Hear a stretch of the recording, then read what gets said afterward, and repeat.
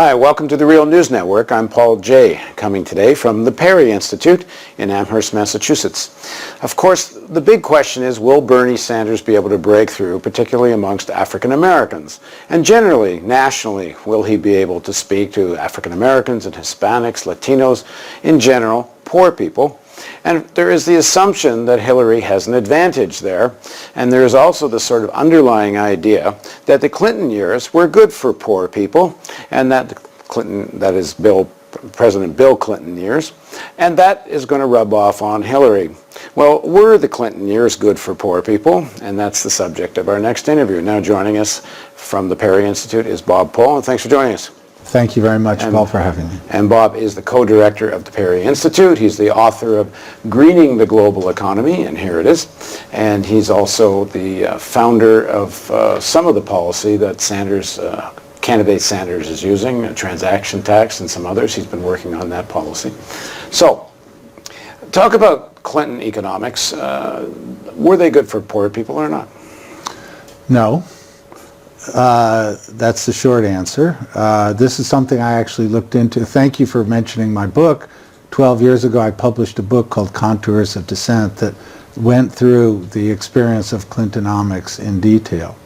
I mean, if you just want to start with one simple metric, which is the change in the official poverty rate under Clinton, okay? Under Clinton, the official poverty rate for individuals did go down relative to Ronald Reagan. That's not a very high standard. It only went down, though, under Reagan, the average for 8 years, it was 14%. Under Clinton, it was 13.2%. But even under Jimmy Carter, which was considered the, quote, years of malaise, the individual poverty rate was 11.9%. So Clinton did much worse than Jimmy Carter did, just on this simple metric of what was available for poor people.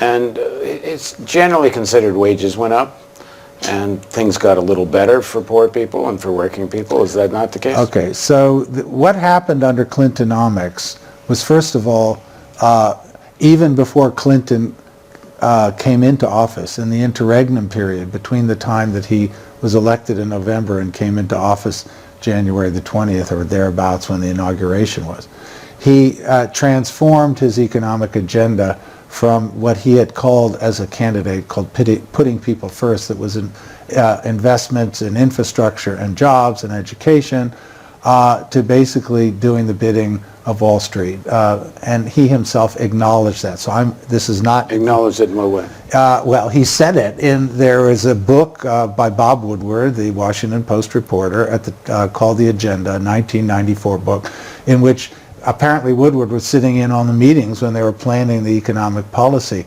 under Clinton, and Bill Clinton himself said, quote, from Bob, I don't have the exact quote, but basically he said, well, what we're doing now is turning against the people that voted us in and supporting the bond market and Wall Street.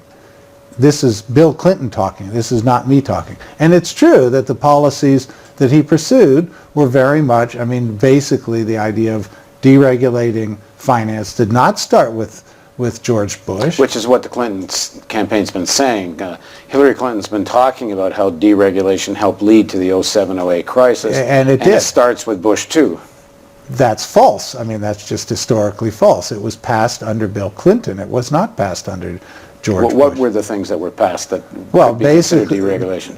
Basically, the laws from the 1930s, the so-called Glass-Steagall Act that gets referred to a lot, that came in under the New Deal and did a reasonably good job of stabilizing financial markets, were repealed under Bill Clinton, not under Bush. In fact, had the Democrats, led by Clinton, not supported financial deregulation, it never would have happened. Because, of course, you're going to get the Republicans supporting that, but the main thing was that you got most of the Democrats supporting it under the leadership of Bill Clinton and his advisors, including Larry Summers. Well, that's another thing. Who were his advisors? Because His- there's been a his lot top- made of having a Wall Street finance team be your team. His top advisor was Robert Rubin, who came right from Goldman Sachs. He was a co-director of Goldman Sachs. He became Clinton's top economic advisor. So that's the economic program was called Clintonomics or Rubinomics. Larry Summers, who was a Harvard professor at the time, was effectively, the protege of Rubin.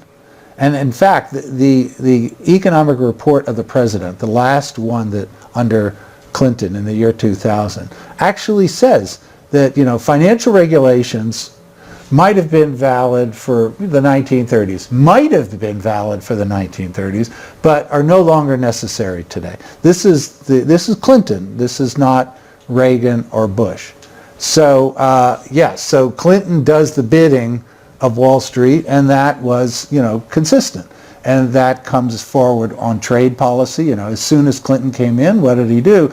He tried to push through and succeeded in pushing through the North America Free Trade Agreement, NAFTA, that had been initiated under Reagan and then George Bush #1. And Clinton just pursued that further under great protest from the labor movement. And people knew, many people said, yes, this is a great deal for big business. It's a terrible bill for American workers. There was no surprise there. There was no secrets. So people knew that. He did it anyway. But wages did go up, did they not, during the Clinton time? Unemployment did come down. I mean, he inherited a mess from Reagan, sort of the way Obama... Bush. From Bush 1. Yeah. I mean, there was a pretty messed up economy, and then there seemed to be growth. The tech center explodes.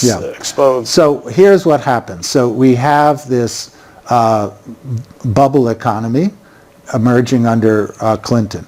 Under the bubble economy, you do get unemployment falling and wages starting to rise by 1997, not before then. I mean, the average, if we take the 8 full years under Clinton, okay, as opposed to what happened if it going up and going down, under the 8 full years of Clinton, the average wage was about 10% lower than it was under Jimmy Carter. Okay? The average wage was 2% lower than it was under Reagan and Bush. So yes, we have this image, and it is true that first things were worse, then they started getting better because we had a debt-financed bubble that was driving the economy. That bubble also collapsed 2 months after Clinton left office. In March 2001, way before 9/11, in March, the bubble collapsed. Okay, so you did have a strong upward swing, financed by a bubble. But even if you add the 8 full years together, the average wage for a non-supervisory worker under Clinton was 10% less than it was under Jimmy Carter, 2% less than it was under Reagan. So I mean, I don't see the story. And whatever benefits that we got, they collapsed when the bubble went down. Well, I know you're an economist, not primarily a political analyst, but why does the Clinton name seem to have resonate amongst poor African Americans and working class African Americans who, if generally that's the case, that wages were actually down a little bit. Not a little bit. I mean, basically the trend line, we've had a long-term trend line down with average wages since the early 1970s. Okay. Clinton did not reverse that. He was elected on a program to reverse. That's exactly what he said he was going to do. It was called putting people first. That was his agenda. And, other than the rhetoric, it did not succeed. The conditions were not better for poor people. They're not better for working people. Yes, you did have a lower unemployment rate for a period, and you did have wages going up for a period, but if you add up the all 8 years... so much of that is based on the bubble. It was all based on the bubble. Yeah. So some people suggest it's not fair to give Hillary credit for this. She wasn't president. Do you see a distinction between her economics and her husband's? Well, of course, we don't know what her real economics are, just like clearly we can look back in history, we didn't know what Bill Clinton's real economics were, because as soon as he got elected, under the guidance of Robert Rubin, he developed a Wall Street agenda, which was completely contrary to what he got elected on. Now, Hillary has obviously moved in response to Bernie Sanders to developing all kinds of populist messages. What are is her real economic agenda? Of course, we won't know till she gets elected. And in the meantime, of course, to get elected, she's right now going to move left to try to compete with Sanders. All right, thanks very much for joining us. Thank you. And thank you for joining us on the Real News Network.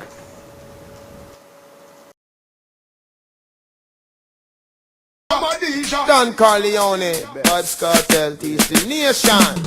Too much war and wanna rock boat. Man I get chopped like big fist of pork, yeah. Too much war and wanna stay down. Ever since politics thing came round. You see, too much of me black brother get killed. Body pancake, body inna the barrel.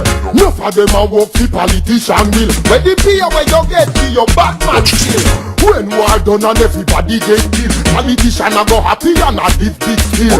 So much Cherry Garden, so much Jackson. Where the activists them lock way behind grill. Come and wait down a Madden till Goffin done deal. Me learn from the elders still. Me granny follow them from she small and she never make a meal. Hey, you plan to treat ghetto man, Mr. Politician. You don't have a plan, Mr. Opposition. And when the only million, Mr. Politician. Where you get from US and the Queen of England. You plan to treat ghetto man, Mr. Politician. You mustn't even have a plan, Mr. Opposition. Too much extradition, Mr. Politician. We need an extradition. Spiritually, them boy they fi get a beating. Fi all the conniving and the cheating. Hey, me nah say you no fi go to meeting, but go to meeting and your kid no eating. No good pair of shoes to put your feet in. Two of them are the devil, who you wanna meet in? Me tell landlord say me house leaking. Landlord himself get one house leaking. So, black crime fi stop repeating. Police step in, we get defeating. Yo, it's one of treating. Prisoner, foreigner, dead house, why you cheating? Hey, you plan to treat ghetto man, Mr. Politician. You don't have a plan, Mr. Opposition. And when the only million, Mr. Politician. Where you get from US and the Queen of England. You plan to treat ghetto man, Mr. Politician. You mustn't even have a plan, Mr. Opposition. Too much extradition, Mr. Politician. We need an extradition.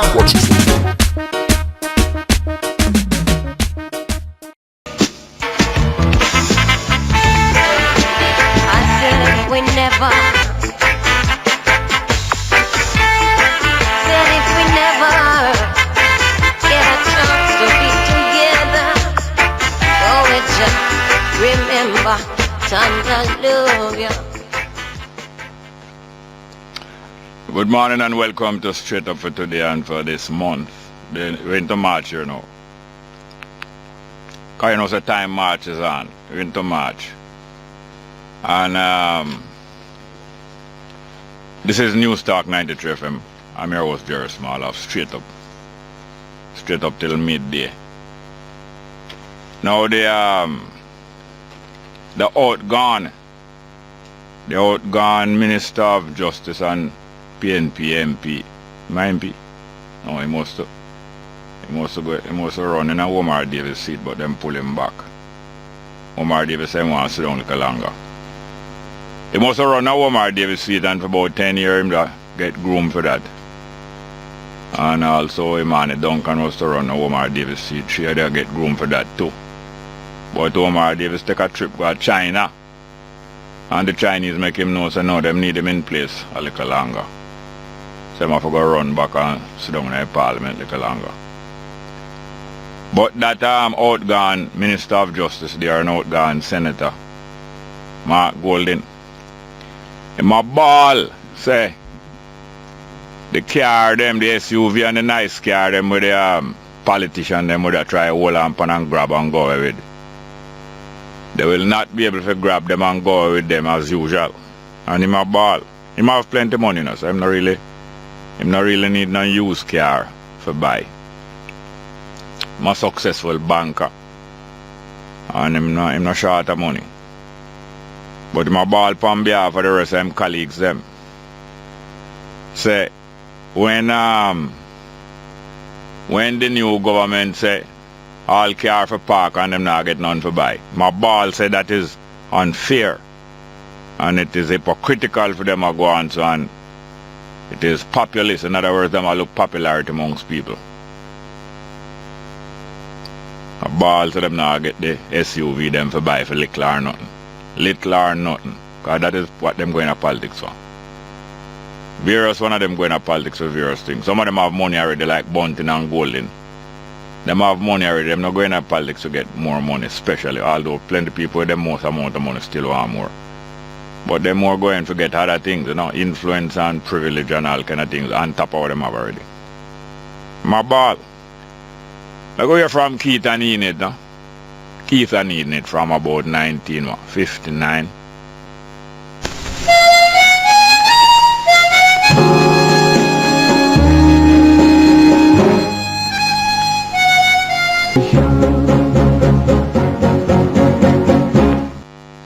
Yes, as simple as that. Tanya Stevens would say, you know, it's only a pity that you already have a old wife. You know, so somebody care them, the maintenance on it, so them broke down so much that people call them old wife. Tanya says it's only a pity that you already have your old wife. And she have a man in her life and all them with it.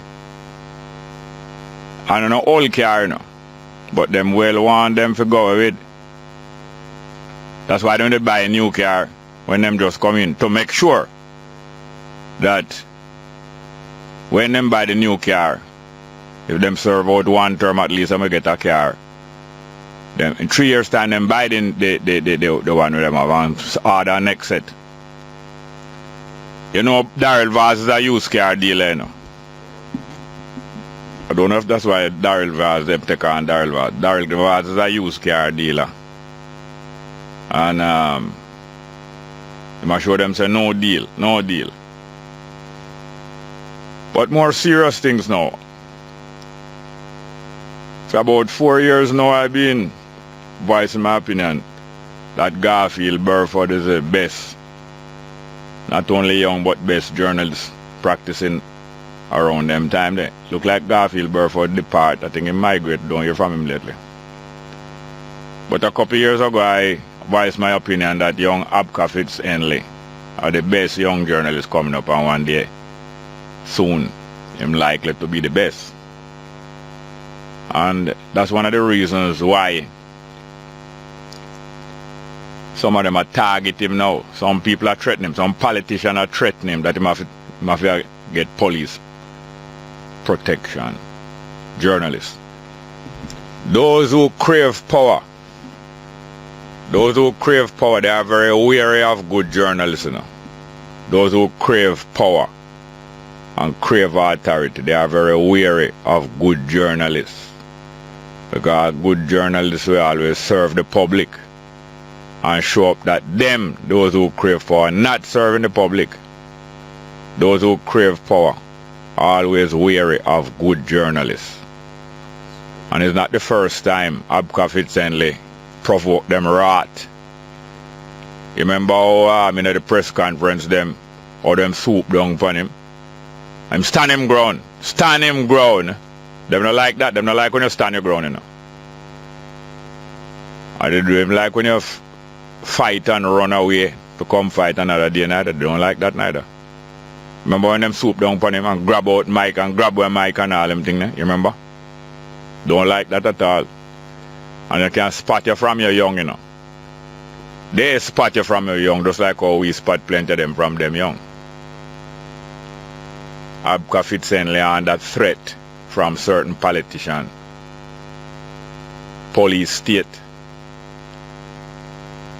Them still hope that them could establish a police state. Still hoping that them could establish a police state. Welcome back to Straight Up. I'm your host, Jerry Small. Good morning. Welcome. Straight Up. Hello. Morning, Jerry. Welcome. Yeah, man. I hear you talking about the car then. But Andrew Wall is saying that none of them should buy the car. But when his government in power, he buy out all of those cars. When the PNP come in, they couldn't get no car, you know. So I don't have no problem with the PNP buy them and take them for themselves. You understand? So, and The Andrew only can't say that because he's not a prime minister yet, you know. You have to wait till he turn and go in the house and take up the prime minister. He might not talk now, you know. He might not talk outside the door right now. So when he might talk of foolishness, because when his party was in power, they buy out to carry them. So if you allow the man if they want to buy them car. You understand? How you feel about the election result? When we feel about the election result, I don't have no problem about it. The people of the country speak. I'm a Jamaican. How you did speak? I prefer the PNP to win back, but what happened? No, I never asked you that. I said, how did you speak? How did me speak? Yeah. I don't understand that. Like how the people of Jamaica speak last week Thursday. How did you speak? I don't have no problem with the people. I never asked you if you have a problem. I asked people of you. Jamaica run the country. No, the people of Jamaica triumph over you. But how did you speak? I don't understand the question, sir. I can't answer that. All right. Come on. Next one. Good morning. Welcome to Straight Up. Hello. You're the king, big brother. What the guy after? Wagwan. First night I want to talk about Bridget. Yeah. I felt it was really great last night. It be among so much royalty. You hear? Yeah. The whole lights, you know, Monty. I mean, it's a good work going on. There's a little bit more to go. There's just a little bit further to go, but it is crazy. It is crazy for the wonderful evening that we had last night, and we travelled over with the whole life. What a dignified set of people, Virgin. Yeah, man. Eh? What a dignified set of people. We give thanks to the whole of them. Yeah. You know. I don't know if I could have brought a little on the subject where Sharon did a talk about this morning in regards to the education and you. We look at the education system right now. It's a strategy of war against us as a people. That's how we see it. You know, all of the things that make us creative, that keep us in that creative zone, you know, that's the God side, the right side of the brain. That's where God sits, you know. And these people have worked that out. And they've locked down that side so that these creative things that we should be getting freely, we have to kill and get money and all these kind of things to do. Knowledge and education is God's knowledge and education. It's the people's knowledge and education. And no one has the right to lock it off and make man have to pay for it so that you can keep them in the poverty that they're in and suffer and die how they're dying of the ignorance that you have imposed upon them. Hold on. Yeah, sorry. I was ranting, but you know how it go. Go on. Yeah. Last night there now. You can't move her from the cop there. Man, we're surrounded by four, you know, There's only nobody here but you chicken. Yeah, last night, you know, the launch of that book and the whole topic of Pinnacle and the Howellites and Monty Howell, his son and his daughter was there, Leonard Howell. It was very good and very timely. And very moving. Hold on, give me a chance, please. Sorry. Yes, especially at the time of a change of government where Bruce Golden, and Babsy Grange and some more of them were moving to secure the heritage site helping to secure the heritage site at Pinnacle.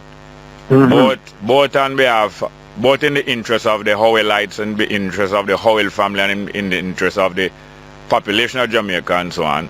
That's right. And it seemed to be going very well.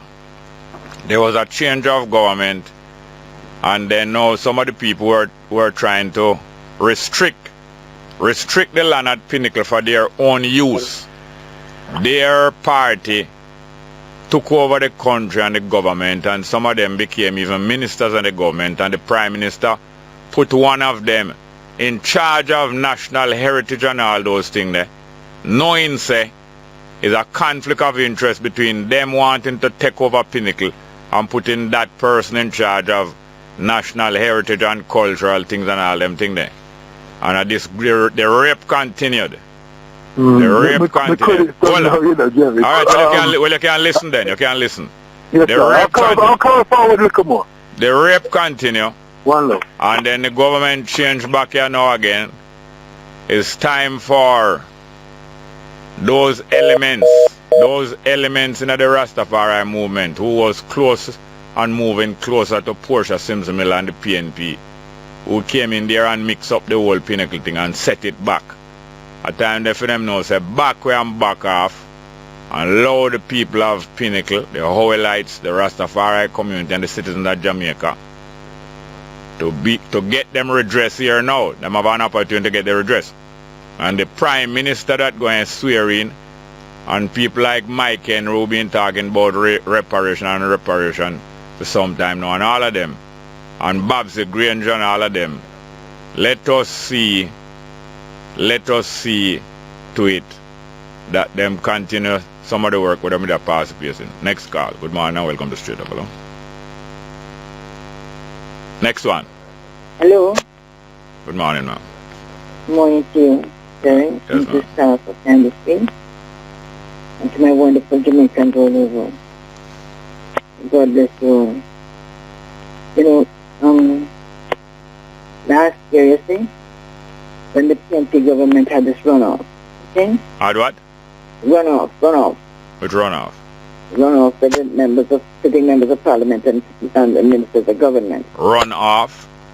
Yes. Right? There were no vacancies, but they had the runoff for these people. Right?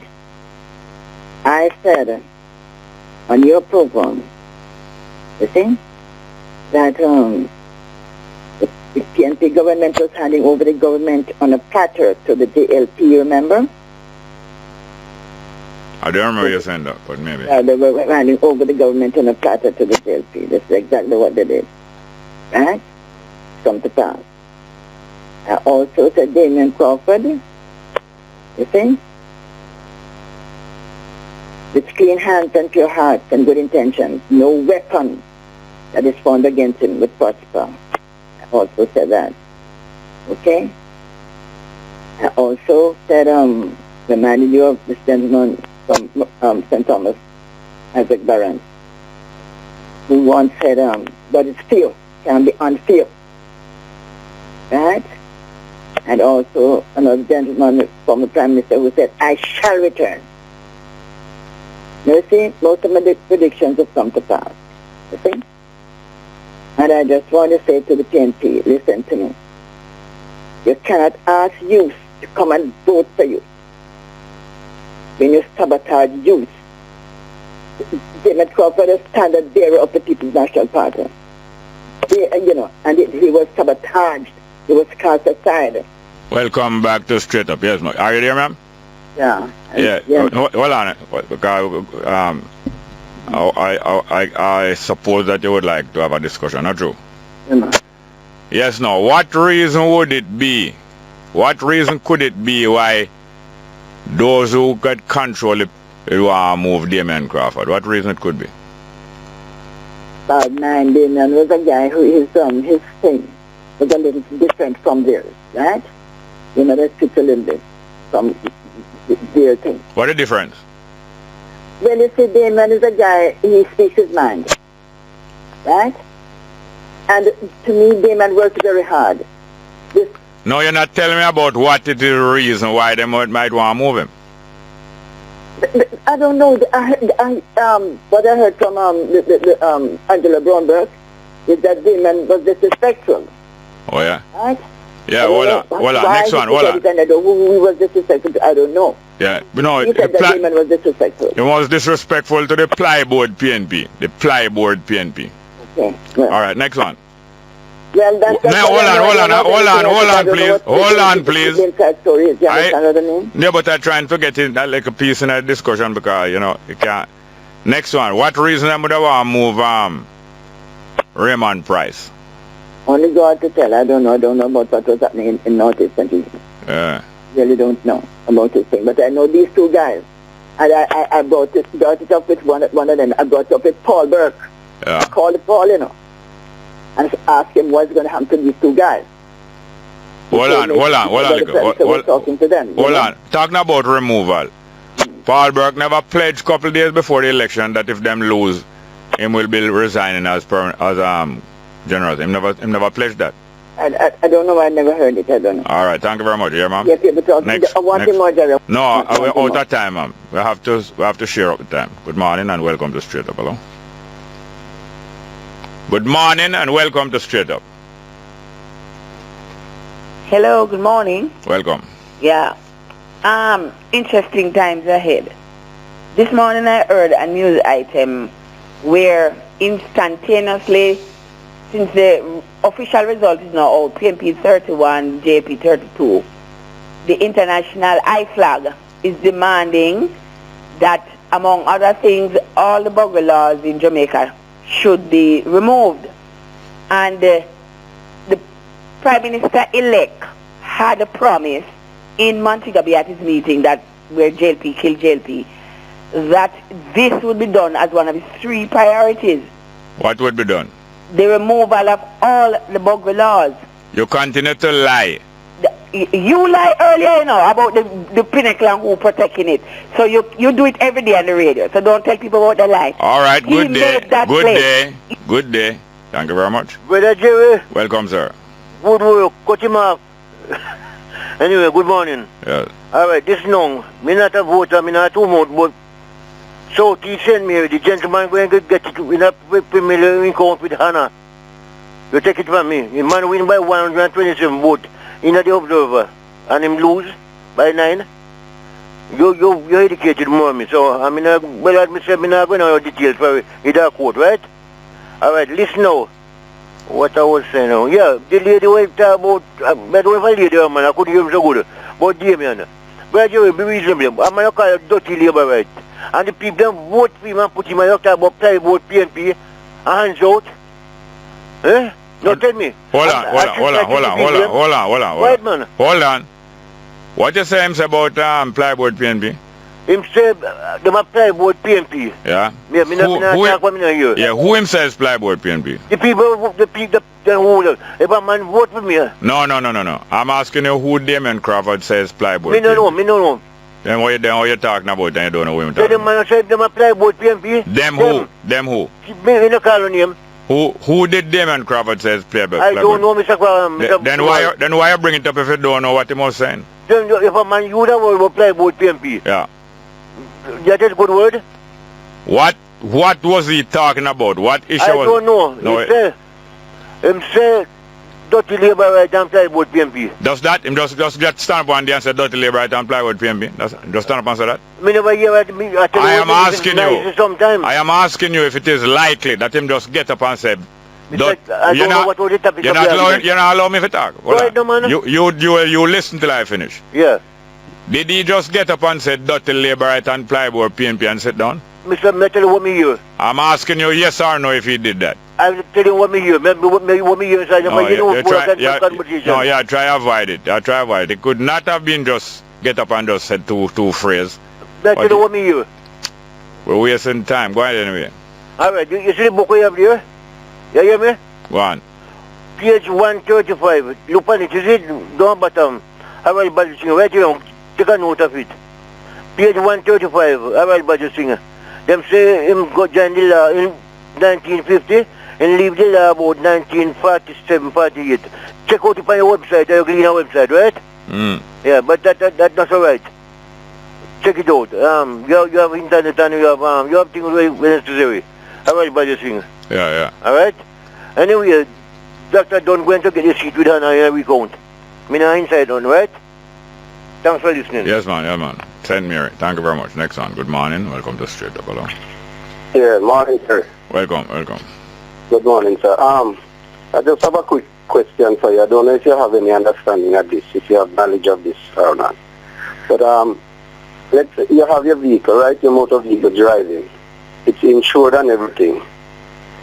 But it expired. You didn't know that it was expired and the police stopped you. What expire? The insurance. Oh. Insurance certificate expired a couple of days. Yeah. So he give you a summons to go to court because him saying can't give you a ticket because it's not a government thing. Because it's not what? Hold on. Because it's not what? It's not a government business. That is private business. And therefore what? And give you a summons to go to court and don't give you a ticket. The same can't give you a ticket. It's not a ticketable substance. You understand? Yeah. So you go to court and you explain to the judge you plead guilty because it was expired and you never know. Well, whether you know or not, it was expired. And the judge trying to take away your license, saying go and take away your license. It expired a couple of days, you know. Yeah. And it's easy to overlook. You see your insurance and your fitness because they're not in front of you every day. I mean, sometimes them will expire and you don't know. It's not like the license with the on the disc. Hold on. We're spending too much time on that now. The judge, you said this, you was involved in this case? Yeah, man. And the judge did what to you? Want to take away the driver's license because hold on. Expired. I didn't ask what the judge wanted to do, you know. I asked you what the judge did. Charge you a fine. Charge you? It's not me. It's not you. What do you mean? Charge me a fine, yes. Charge me a fine. And what? And take away your license. Take away your license, not me. What did the judge do? Take away my license. The judge took away your license? Yeah. How many points have you lost before that? No points. No points. It's not on that ground that she did it. On what ground she did it? You said the vehicle wasn't insured. On what date did this trial take place? Last month. I think this was the 7th. Sometime last month. You don't know the date? I don't have it in front of me here now. I'm asking you if you have the document to the date? Yeah, man, I have it. All right. Where was this court? In Spanish Town. Spanish Town? Yeah. And why are we hearing all this noise here? Oh, I'm trying to find the document. I'm not asking about the documents, sir. I'm asking why we are hearing all this noise. Because I just walked by the radio. I was beside the radio, but I walked by to find the document a while ago. All right, hear this now. You were put on trial in Spanish Town for expired insurance, and the judge canceled your license. Driver's license. Suspend your license for how long? 6. 6 what? 6 months. And you don't go to a lawyer about that? Well, I'm on my way to the lawyer, but I call you and find out if you have knowledge, have any knowledge of this thing here. Yes. Well, you appeal that. You appeal that. It don't sound accurate to me. What do you have a record of how much points was Do you have a record of how much points was your penalized against a license before? Maybe I have. Hold on. What I asked you a while ago? If I have a record of how many points was accumulated on the then you can't answer that question. No, I can't directly answer it no because. Hold on. Stop look on the paper. Do you have a record of how many points has been removed from your license before? No, sir. You don't have it. All right. Well, you must can get that. The next thing now. Do you have the order? You have the paper that show the conviction that you get in last week in a Spanish Town court. You have a paper that conviction? No, I don't get a paper. Then wait. If you're found guilty, hold on. If you're found guilty in the court, then there must be a paper. They gave me a paper, a receipt. Where is it? Charge me money. Where is the paper where you get? I have the receipt. All right, well, go look for the paper and call me back. Look for all of the papers where you get and call me back. Next call. Good morning. Welcome to Straight Up. Good morning. I want to make 3 points. Can I? Yes, ma'am. Okay. One is, you remember that Trixie thing? Yeah. Well, you know what it work on them good. It work back on them. Oh. Yeah, so you never know, so the people them take the orange color clothes and go vote in the other party. You don't know how much of that go on. Like, you just see them are mad, them can't believe it. You know, listen and look and read what's the news. All right, calm down. Look, because I also need to calm down. Now, did anybody take green shirt and go vote for PNP? Why would they take green shirt and go back and vote for PNP? Why would they do that? That's 3 points for one make. No, you sound stupid when you... Oh, you mean me sound stupid? The reality check, man. It's only one... Hold on. They could do it, but I mean... The PNP have only to lose. No, you sound stupid when you start that way. What do you mean by I sound stupid when I talk that? But a real active, you know anybody who do it? You know any group that do it? No, I don't move with people who do that kind of thing. Oh, you don't move? Say, I don't move, you have to move. My ask you to know. Me know people who do it. Me know groups. Yeah, because who you move. did it. Yeah, because you move with that kind of people. Oh, because I move with them kind of people. But you know, say I move with more all kind of people than me. You know that? You have a tally of what kind of people may move with. No, I'm saying you, but are you company here and talk the things them, talk your life story. So you, what you give to the public is that you move with all kind of people, all different kind of people. Yeah, but there's only one kind of people, a few kind of people that don't move it, and one of them is the people who take money and switch shirt. Where do what? We take money and switch shirt. Oh, take money and switch shirt. Anyway, next point. Them need to regurgitate them brains around that. Them redundant, them old, and them not coming back. They will never come back. Them who? Them who? The crazy people, them. The senile people, them. The old and redundant people, them. No, we're going for a break. It looks like you need a break. Let's go for a break. Hello, are you the last point now. Something that you advocate for all the time. Homeless must now free up the land to the landless people, them, and settle the nomads. Right? Him have that in his, him have the wherewithal to do that now. Right? What do you think about that? Well, that is what I've been saying. All of them, the 53% of the voting age population that don't vote is them have the most political power and authority in Jamaica. And not only that 53%, but many of the 47% that do vote also is a part of the non-aligned and non-committed. So it's not just 53%, it's 53% plus some of the 47% have that in them authority and in them power and possibility to force all who come after this to do so. Right, so that's basically what we would like to see him focus on. You see? Focus second the people them mind want second.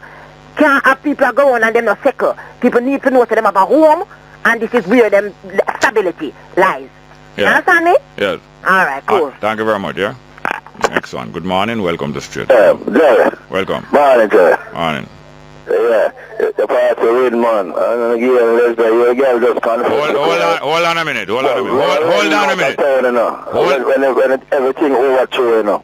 Yes, hold on a minute. Yeah, when I'm can't fulfill them plan, you know, and I will go back and agree, so I'll get run to you know, my God. You see, that little nitwit, that little crab, a louse of a crab, I give him 3 minutes anytime come and can't steam 1 seconds. I'm afraid to trace him telephone call. We don't have to trace him telephone call. We know you're ready. We know you're ready. Is him did predict what go happen to me when PNP win back, you know him. A louse. Next call. Good morning, welcome to Straight Up. Hello? Jerry. Yep. When Portia was saying that attacking some of the JLP and coming out in the public and telling our supporters to attack them and get them out of power, that was a foolishness Portia was talking. What Portia to do if you want to get out those people is to have a private meeting with the people. You can't come out and attack a man and tell him that you're going to vote him out, vote him. That man is step up his supporters, man, you. Eh? That was one of the foolishest moves that Portia was talking. Seemed like she was drunk or something when she was coming out there and saying those things. You think that was a good move? And a good suggestion, Jerry? Eh? You're gone 1 minute. You're a opponent. You can't tell your opponent those things in the public. Your opponent step up with you. I'm going to try to speak some more people in the community. I either give them more money or make them give them some more things. That was a foolish move from the Prime Minister. Which Prime Minister? Portia Simpson Miller. She's not the Prime Minister. She's still a Prime Minister. I joke here, man. She's still a Prime Minister because Because well, it's not turning yet. She's not a prime minister. She's an empress with her new clothes. What's that still a prime minister, Empress? man? Right No, now. no, no. Until Andrew Warren is turning. You're foolish just like she. Eh? Yeah, and she foolish same way. Prime minister, yeah, this. Naked like the day born, and she big on you. When the two of them naked, my family say she big on you. Next one. Good morning and welcome to Straight Up. Hello. Hello, morning, Mr. Small. Welcome, sir. Yeah, Mr. Small, a meeting was held in Kingston City yesterday between the Ministry of Finance, Financial Secretary and members of the incoming administration. And at the table was a man named Arbinil. Yeah.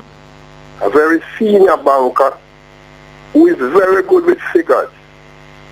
I welcome Arbinil to the cabinet. To the cabinet? I know it's one cup of tea that the IMF and Ardley Shaw will drink together. You welcome Arbinil to the cabinet? Yeah, welcome Arbinil to the cabinet. You are in the cabinet? No, you will be part of the cabinet. I'm not in the cabinet, Mr. Smart. No, I thought you was in there before him and you welcome him in. No. I just a little joke. The mind of Arbinil contributing to the Jamaica's cabinet. Yeah.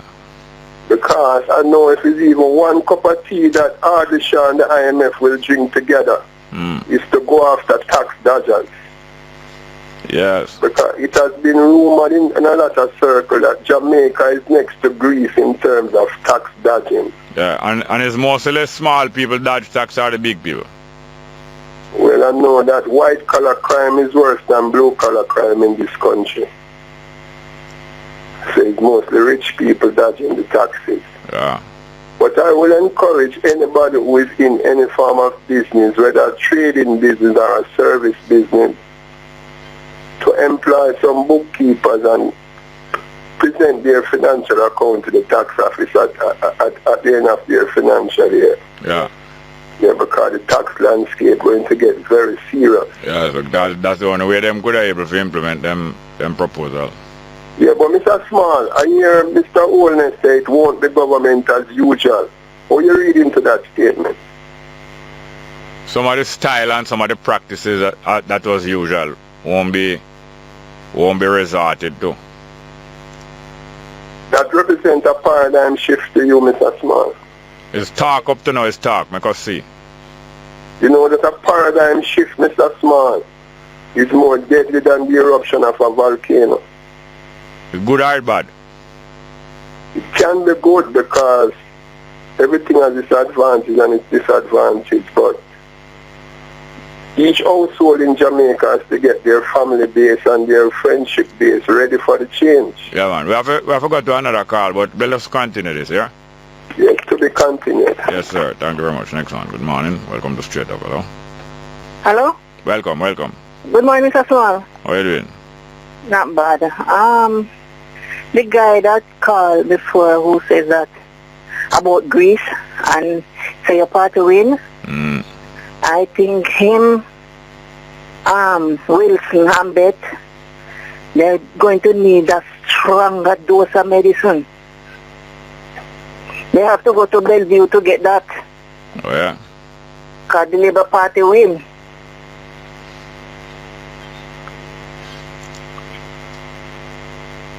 Okay, Mr. Small. That's all you have to say? Okay, thank you very much. Next one, please. Good morning. Welcome to Straight Up. Hello. Morning. Welcome to Straight Up. Hello. Morning, Bongo Jerry. Welcome. It's a pleasure to be back here, man. Tafari here from Salt Spring. Wagwan. Yeah, Salt Spring, Mobile, yeah, man. Issues them what they go on, and I think. Mac, what your name again? Macintosh. Alright, nice. Yeah, was just thinking, Bongo Jerry. Yeah. Don't you think politicians should have a retirement age when they go back to give back to the society? Like even schools and college and university and so forth. Give advisory to persons that are growing up into the coming up. If there's a retirement age for normal work life. Yeah. there can also be a reasonable retirement age for political office. Yes. On the other hand, now, those people should be able to serve in the constituency, non-elected, or in them party. Yes. Yes. Because just listen to your program and listen to the guy talking about the person that was talking about redundant and all of that. Yeah. I was thinking that they are going to get pension and everything. Couldn't they come back and serve in various capacity to help the Jamaican public? Yes, but a lot, yeah, but not as a working life thing. Yes. Yeah, not for money, but come and give back community service like everybody else. Yeah. Yeah, but Jerry, interesting program, and I continue to listen to you, and as time goes by, I'll call back and... By the way, yes. the robbery in Montego Bay where them say some people were killed during robbing of some Chinese nationals, you see? Yes. They must kill on the spot or moving away. You know, I was at work and I heard that it was they're running off the scene. They were accosted by police officers. Yeah, in a car, them is there are on foot. On foot. What is about stoplight? They said that the police men were at some stoplight. Yeah. Yeah. And what? I didn't hear much about it, because I was at work. Some person at work was talking about it. Yeah. But if I get more information, I'll let you know. Yes, thank you very much. Well, all the best to the youth them down in Mobile there. Okay, sir. Thanks. Yes. She, how she looks so? Dark glasses. How she? And how she walks up? You know, some ask her. Oh, when beat you, then what? Take your clothes off. Abuse and mistreat you, then later on seduce you. Make him know him not get no loving if I saw them star. The strength to him I take a beat, take it go fight war. Face too pretty for you. Welcome back to Straight Up. I'm your host, Jerry Small. This is the beginning of March. And we are here at Straight Up. Welcome back to the telephone. Good morning. Morning. Welcome. Hello, sir. Welcome. Yes, sir. I'd just like to take this opportunity to thank the voters who supported the Marcus Garvey People's Political Party in the recent general election. Yeah. And to encourage them to expand that support, because we are fully appreciative of their effort. And just to announce that the party had garnered 410 votes overall, arising out of the 8 candidates which were fielded across the country. We read into this the encouragement and the support that the people are considering the possibility of the emergence of a third party on the political landscape, and that what we need to do is to brush up our activity and straighten out our house and start to do the necessary groundwork and campaigning and so on. We are mindful of this, and this we will be doing based upon the encouragement which we have seen. We have also seen that out of the lowest voter turnout since for the 17th election since independence, that the party has been able to garner a substantial amount of votes out of that. We're thankful, and we want to again express our deep felt and sincere appreciation to the electorate. And we'll be doing more and more to attract your support, and also to ask those persons out there who are mindful to avail yourselves to the process of representational politics in your community. Offer yourselves as representatives, credible representatives, that is, to represent your constituencies. Hold on a minute. Meaningful. Hold on a minute. Hold on a minute. Marcus Garvey. Hold on a minute. Thank you. Is there a committee or a panel of people who are in charge of the Marcus Garvey People Political Party? Yes, sir. Currently, hold on. Hold on.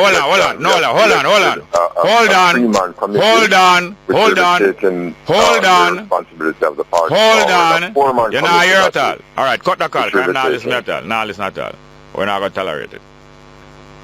You're the king, Big Jerry. I was going to give him an opportunity to expand on something, but it's a runaway train. We don't have no time for that. Morning, welcome back. Yes, sir. About the Pinnacle, we want really step, you know. Yeah.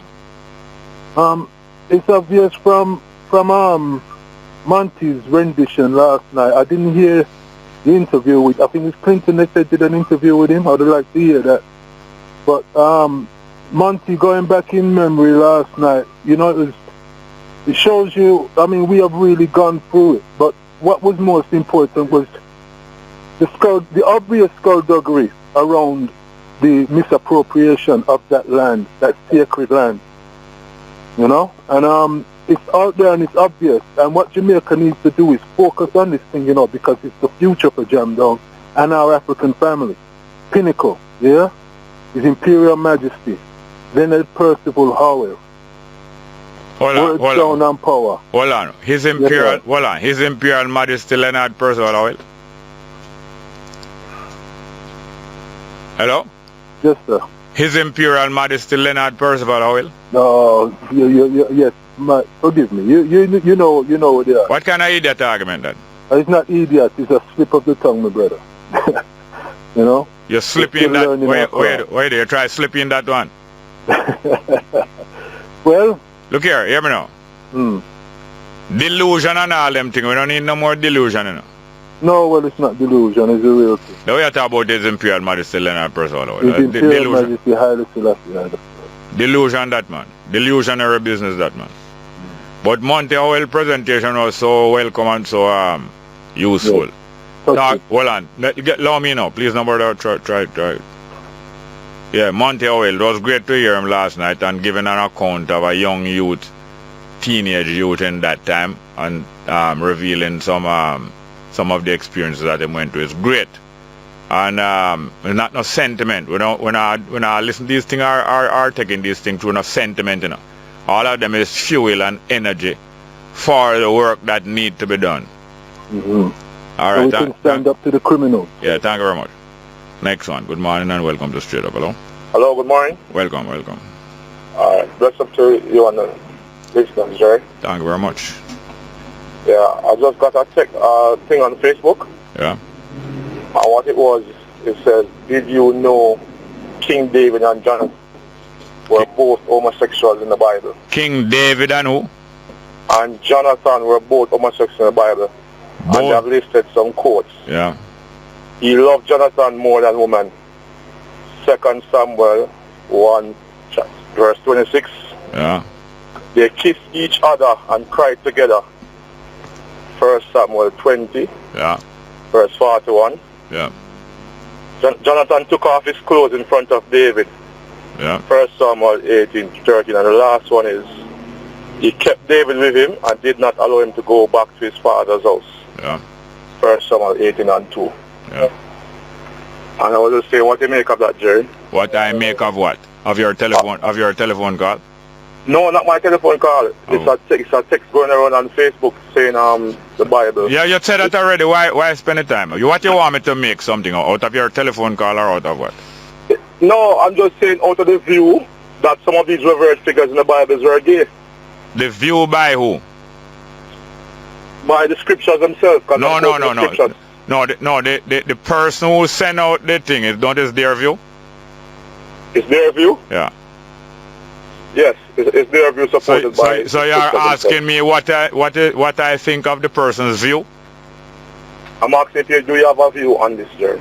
But you bring this here, I never look for nothing. Yes, so I juxtapose it and said to you, say, people are putting forward that some of these reverend figures... Yeah, you said that already.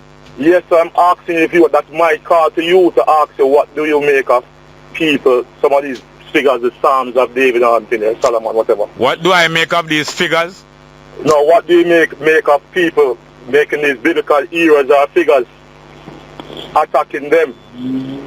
What I make of people attacking biblical figures? Yes, sir. What are you going to do about that? Okay. All right, hear me now. Mm-hmm. What you going to do about it? Well, I open my eyes to certain things, so I go and be careful of who for word they take on some of the things that they read. Yeah, why told me I do? It opens up my eyes so that they can't take one person, the pastor's version of everything. So what is the pastor's version? That these are holy man. There's nothing holy about homosexuals. What is the name of your pastor? Not Pastor Finn. I don't know his name. I never asked you what is not your pastor name. I asked you what is the name. I don't know his name. I don't know his name. I don't have a pastor, boss. You don't know the name of your pastor. No. Yeah. So it trouble you though. This Facebook thing trouble you. It's trouble, my man, Jerry, man. Of course it's trouble. Oh, it trouble you. It's trouble because these are the same persons who are preaching and quoting these same figures in the Bible. These are the people. Which are the people? The pastors. I visit several churches, so the pastors and. But you never tell me say the pastor put up this thing on Facebook. No, I'm saying the pastor saying the opposing view. The pastors are making these men out to be holy man. Yeah. And they tell us to read the book, these various books. Yeah. But they don't tell us to read Samuel. So what is your hobby? My hobby is reading and playing football and girls and things. Oh.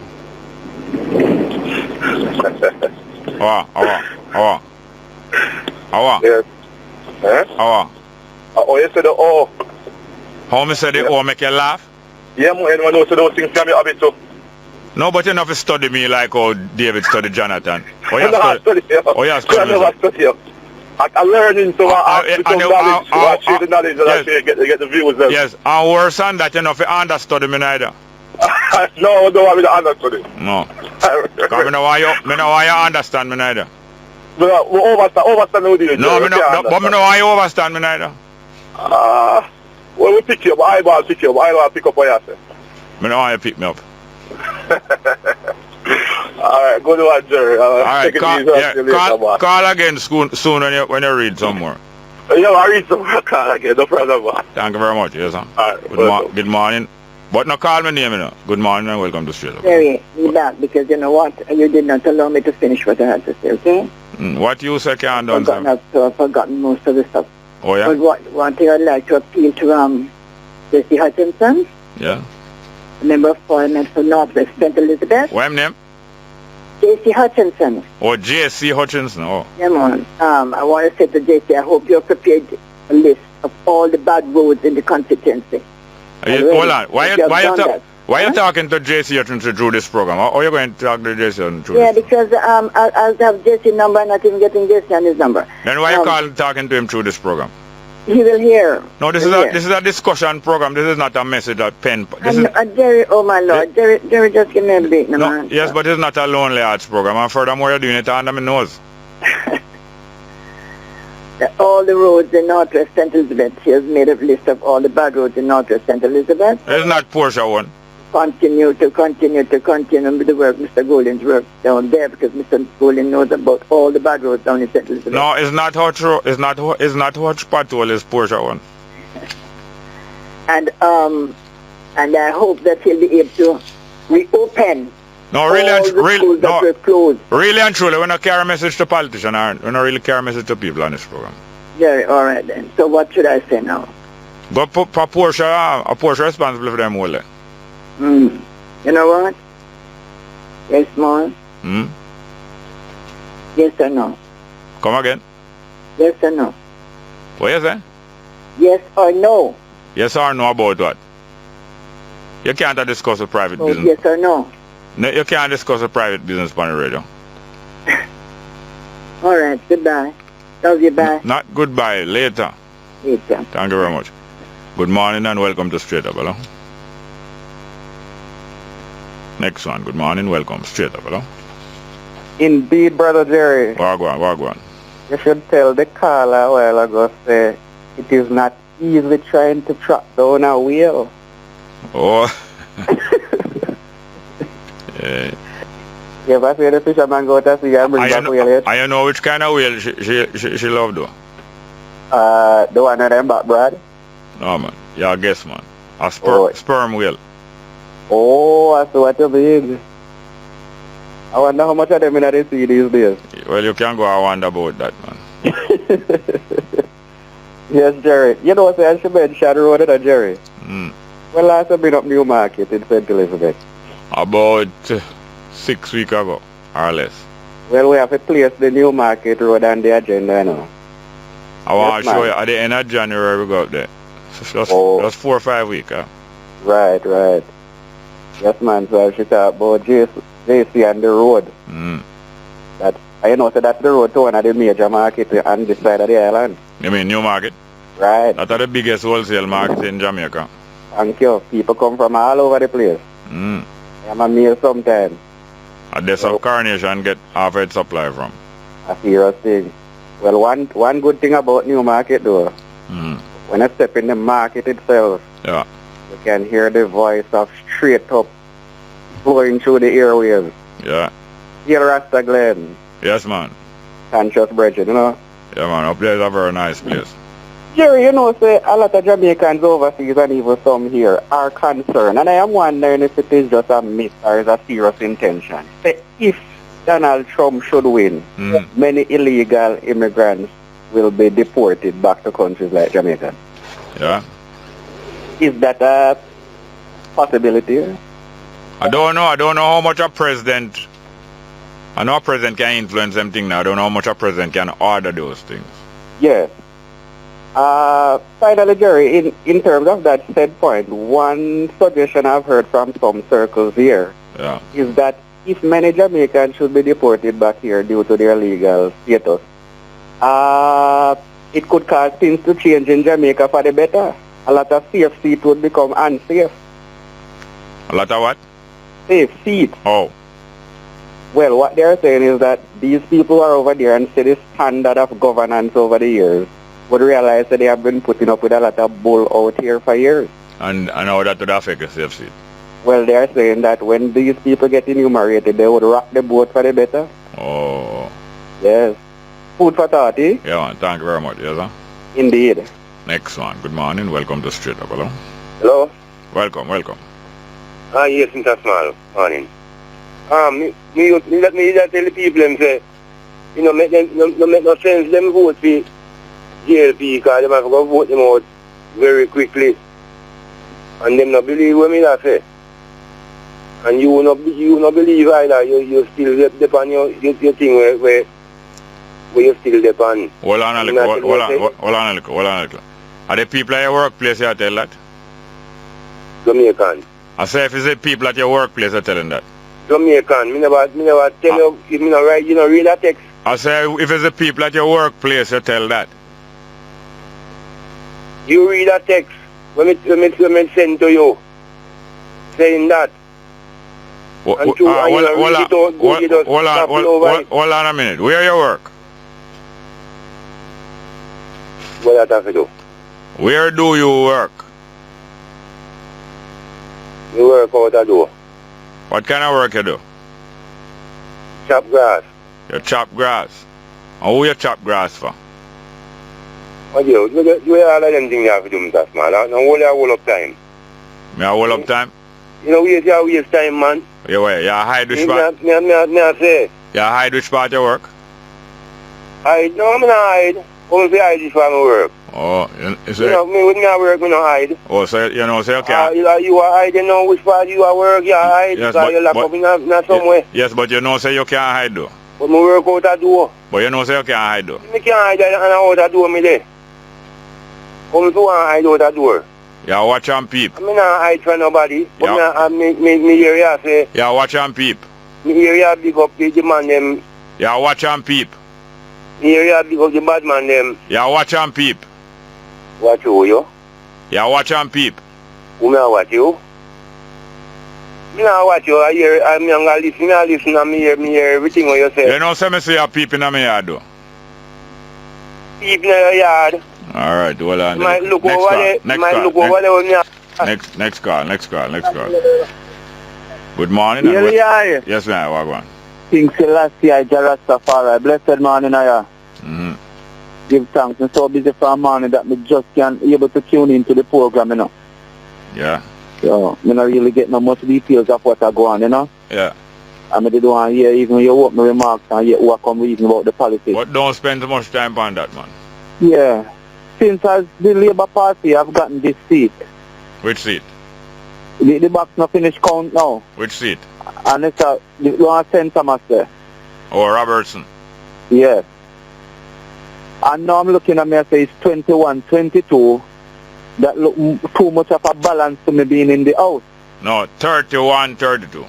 Yeah, 31, 32. Yeah. I am saying, is not possible that the both parties should go back to the poll, Mr. Small?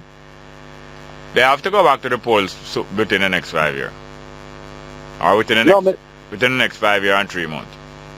Yeah, I know of that, but I mean, like with this record now, like we have a balanced government. Yeah, it's not balanced. It's not balanced. Come here, look, if you have 63 members and the 63. Speaker of the House. 63. 63. Yeah, you have 63 members. Yeah. And the Speaker of the House. The Speaker of the House will be taken from the Labour Party. Mm-hmm. So I'm just wondering how it would work in the House. Any decision the Labour Party going to make, both of them would have to consult in each other, you know. No must. You don't think so? No must. What they will have to do is see to it that them attend Parliament and don't absent. Then that is the thing. And many times you have some of the member of Parliament gone all overseas and all them things there. So I'm just looking to me not really understand it much, you know, but I wonder how it would work like that, or one or two of them absent, you know. That is not my problem. Their problems is not my problems. We will take advantage of their problems. All right. So the record is, Mr. Small, less people even vote this time than in the last election. Possibly. Well, I think so. So what is happening, you know, you see that little critical mass of people that is out here, gather more and more momentum, you know. And we're coming to each other, you know, Mr. Small. Because when you're fed up of a situation, you know, little by little, you lean over to the side that you are supposed to be on, you know. So as you always say, what is happening in Jamaica is not because of PNP nor JLP, but changes are going, and it's just the time for the people to rise up. What is happening is not because of them. What is happening is it is them it happening to. It's something that they are suffering. It's something happening to them. And there's nothing they can do about it. There's something they can do about it, but that would there's something they can do about it, but they're not likely to do what can be done positively. They are more likely. But we're out of time now. And stronger is coming, you know, it's coming more and more, because this is just the beginning. Alright, thanks a lot, yes sir. Give thanks, man. Rastafari. Go for a break. Welcome back to Straight Up. I'm your host, Jerry Small. We're going to read some text messages before I go to the phone call. Morning, Jerry. Is there any truth in this, that the Chinese get 5 years tax holiday? The Chinese national, a whole heap of foreign investor get them kind of thing. Whole heap, and them don't want to know all about it. I can't tell you exactly, say every Chinese get 5 years holiday. I wouldn't be surprised if them get that and more. Next one, who can they fool about the good of Jamaica? So much blood innocent people have on their shoulders from landfall. So much blood innocent people have on their shoulders. No, innocent people don't have blood on them shoulder. They mean so much innocent blood on them shoulder coming from lion power. By the way, I hear Apache Lachi buck him up in the traffic this morning. Apache Lachi. Next one, Jerry, do you think young PNP people like the way Crawford, Hannah and Price were treated by their party? Some young PNP people like anything what them party do, and some don't like it at all. All young people is not the same. Young people have various opinions. All young people don't think the same. All young people are not under control. Next one, Jerry, is how Wilson so lucky to call and get through. You know from when me I try. Next one, Jerry, the girl is not lying this time. Andrew said he's going to remove bugger law. By the way, what does it mean? What do you mean, bugger law? Bugger law is a law that outlaw penetration of the anus, that are the rectum, in playing. People are play with one another. That are not sex. Sex is action between people of two different sexes. But sometimes people of two different sexes play with them one another rectum too. So all man and woman are engaged in buggery too. So buggery is the playing of the anus, the penetration of the anus in playing. Next one. But you did say Andrew say he's going to remove Bugler. I never hear of Holness say more remove Bugler. I think I heard of him saying that him going to put the Bugler question to a referendum or a debate. That's what I think I hear. Call back and say specifically if you hear Holness say that him going to remove Bugler. I am not here to defend Holness. I'm here to find out exactly what I'm saying. And it's not my business that I don't business with them want to remove the Bugler or not.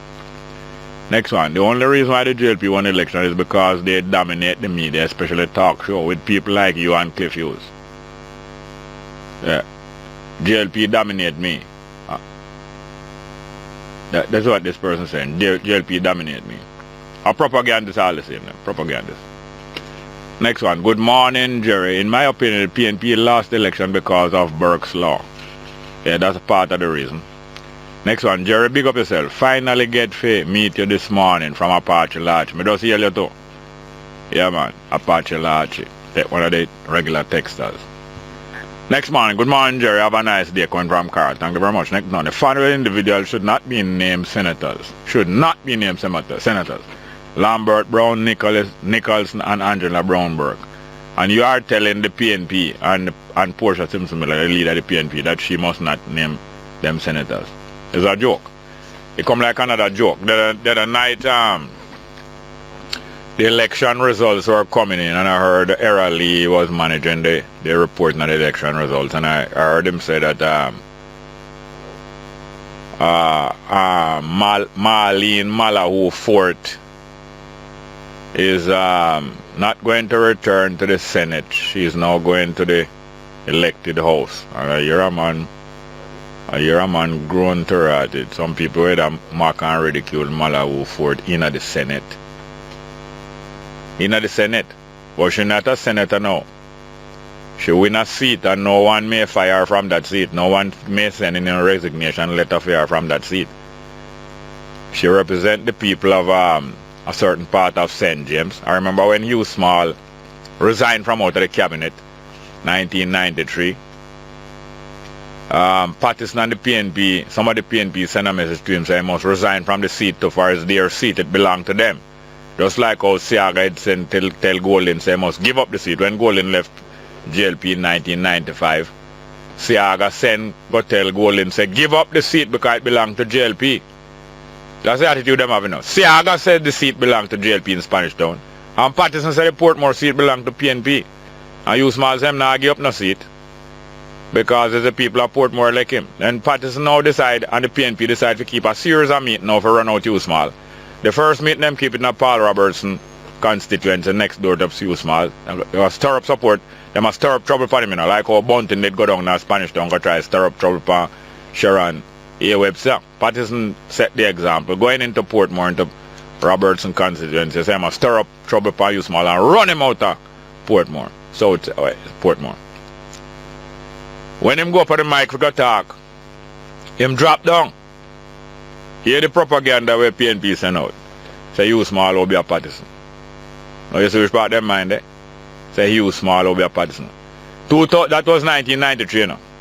1994. 2001, now them start campaign for the 2002 election. PNP keep a meeting over Heart Academy in Portmore. And him go up on the mic. And when him go up on the mic, him foot start to wobble. And him drop down. And when him drop down, people are rush from all about to come help him. And him signal them and say, no. Because him not make no sound in the mouth. Him just signal them and say, no. Because him not want a TV camera so them help him up. And him order them, you know. When Patterson get order, you know, don't joke. You think a man rough? When Patterson get order, don't joke. Don't violate that. Him signal them, say, don't help me up. Allow me. And all of them have to back off and wait a few minutes till him get up back on him foot of him on a card. And him go to the mic and say, I don't know what it is about Portmore, but every time I come over here, I drop down. Him stop talk about say Hugh Small obey him. You know. Him never talk to Hugh Small obey him. Some of them propagandists start to talk from 94 say the reason why Patterson dropped down in a Portmore when him go to stir up trouble by Hugh Small. Because Hugh Small obey him. You see the kind of things. Well, hear me now. Election is not the solution to the political problems of the people of Jamaica. Election is not the solution. The election under this constitution here is not the solution to the political problems, and is not the solution to the Jamaica people and the African people in Jamaica political problems, and is not their political solution. It is just an event, some events happening, and we will take advantage of these events, no matter who win, lose or draw. We have Kwesi here to discuss that, but Kwesi might not be able to stay today. Because as Kwesi always tell you, these institutions are not the solution to our problems. They are Babylon institutions, only set there to confuse you like a maze and to make you concentrate on those things as if those are the solutions and those are the ways out. Rest of the text message. The following individual now. I love that loudmouth woman. She is not afraid of you and you cannot cower her down. She is strong and intelligent too. Well, go listen to her discussion program. I'm glad you love her, and I'm glad that you have to listen to this program. Next one. Jerry, why the people do not love God's righteousness? I am the what? The branch. Alright, the branch. You are the branch.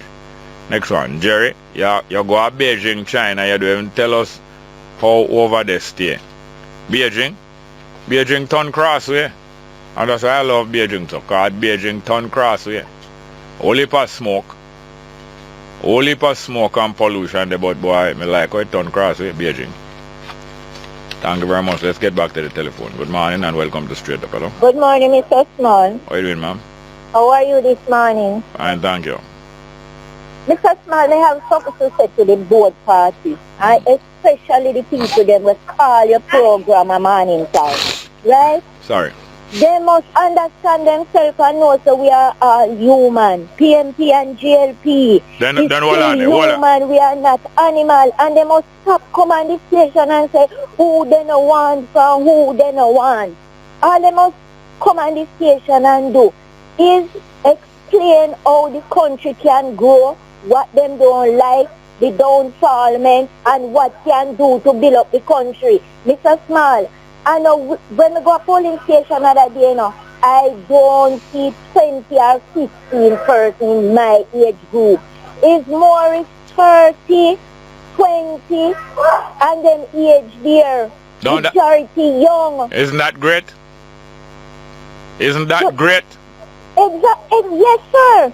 So that's mean to say when we call the program, when we are coming with stupidness about what we no want and who we no like, and so chop we off. Set example, Mr. Small. All right, thank you very much, dear ma'am. Yes, sir. Yes, I want to send birthday greetings to the wife of Kwesi. Her birthday today, 1st of March. I think also today is the 125th anniversary. No, 120th. I think today is the 120th anniversary of the victory of Ethiopians over the Europeans who tried to come and finally capture Ethiopia at the dawn of the 20th century, 1896. Yeah, 120 years ago today, Europe make them second to last attempt. I could say them third to last attempt because the coup in 1974 was another attempt for Europe capture Ethiopia through fifth columnists. The third to last, the third to last attempt of Europe trying to capture Ethiopia 120 years ago today. The second to last attempt was in 1934-35 when Italy stirred up a border dispute with Ethiopia, and the last attempt was 40 years after 1934, 1974, when the coup was carried out against Haile Selassie and against the Ethiopian nation. Let's get back to the phone. Good morning and welcome to Straight Up. Hello. Good morning, sir. Morning, sir. How are you doing? I'm good. Somebody was disputing at the time whether the older people should be retired or not. Talk up louder, please. Yes, they were discussing. I heard on someone discussing who should retire. Yeah. Especially the elderly people. I have no problem, but I think if they have things to offer, what you should do, get them in a group, let them be advisors. You know? Yeah. Even if you don't have to pay them, you give them a stipend and you get a group of them. So they could contribute. They could mean a lot. You, when you have a problem, you will go to them, and they all discuss it before you put it forward. Yeah. That is one. And they say about the motor car again. Hold on. Let's go for a break and come back, please. All right. Okay. Welcome back to Straight Up. Yes, you're saying about some cars, sir? Yes. Yeah. We're done with using the parliamentary, the elderly parliamentary as advisors. Yeah. And the motor car. When, under the restriction now and the lack of money and the plans that they have, they won't be able to have enough money, and it would be a good idea for 4 years. You don't want to buy a new set in 4 years. So I don't think they should have a problem. Well, if they don't have a car, then you want to use the discretion. But you can buy, you don't have enough money to buy a whole field for everybody. You're not talking up loud enough. I'm saying, under the economic position there now, they would not have had enough money. They have some plans that were going to need money to pay people more and to do anything. So they have to find some money somewhere. So they can't waste it by buying new cars, another set, a new set of... All right, let me say this. You notice how them now want to retire when them reach old age, right? But you notice how them want to retire the car them early do. That's right. Now imagine, them want to retire the car them early, but them now want to get out and go lay down. But if my memory serves me right, I think it's only one person I see that wasn't so gravelicious for cars. Because I think Bruce Golding, when he came in as a Prime Minister, I think he retired 4 years after, and I don't think he had gotten a car. Not only that, Bunting also use him one car. Well, that is it. Thank you very much. Next call. Good morning. Welcome to Straight Up. Hello. Next call. Morning and welcome to Straight Up. Hello. Next one. Good morning. Welcome to Straight Up. Hello. Yeah, go ahead, please. Morning, Jerry. Oh, go on. It was a day like today in 1739 also that the British had no choice but to sign a peace treaty with the Maroons, right? Yeah, a day like today in terms of what? 1st of March. Oh, it was the 1st of March, huh? Yeah. 1739. Yeah. And I am forced to agree with Andrew Holness on the issue of the cars. If the cars are just 3-year-old, with them not buy pian cars to politicians. So if the cars are just 3 years old, I believe they're good enough to continue using for now. Yeah. Now, and I want to support that position. Who the cars belong to? In my opinion, the government. No, not the government. Belong to we the people of Jamaica. We the people of Jamaica. Yes, you're right on that. And if Mark Golding is really, based on my understanding, making up noise about that, it just goes to show you how some politicians think. Yeah. You know, some are just loud about and pretending to be good at their not, because I wouldn't make noise about that. I would just leave that alone. Pretending to be roots, Mark Golding. Yeah, and I wouldn't be surprised. Ganja positioning, when I mean thing him doing him position the whole ganja business and him get involved. Yeah, and now he has to be careful of what he's saying and how he's acting now, because the step that is made towards the ganja, even though I still think that there's a lot more to be done, and I think it was a political move, which and I still want to commend it because it needs to happen. But if he's not careful now, he's just going to prove that he wasn't doing what he was doing in the best interest of the people and the Rastafarian and the ganja product. But you know, beneficial more to himself, you know, so he has to be careful at his comments he's making now. He does not have to be careful. You know. Anyway, Jerry, take care of yourself. Thank you very much, yes, sir. Yeah, man. Next one. Good morning and welcome to Straight Up. Hello. Yeah, Jerry. Go ahead. I support you. He do have to be careful. He's not saying anything wrong. Mark Golding. He not have to be careful. He's free for saying the damn thing he wants to say. He's not cursing a bad word. He's speaking his mind. But him, Bruce Golding, I hear this man on the news where he boasting how much people he helped in Parliament to win the JLP election. But he was hiding from the political campaign. Let's see him on the campaign, Jerry. You was up and down watching. Yeah.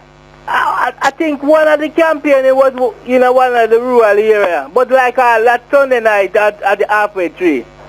Mr. Wall, it was there. It was Mr. Tiaga, Bruce Golden was hiding. But he must show up at about how much people he make win the election now.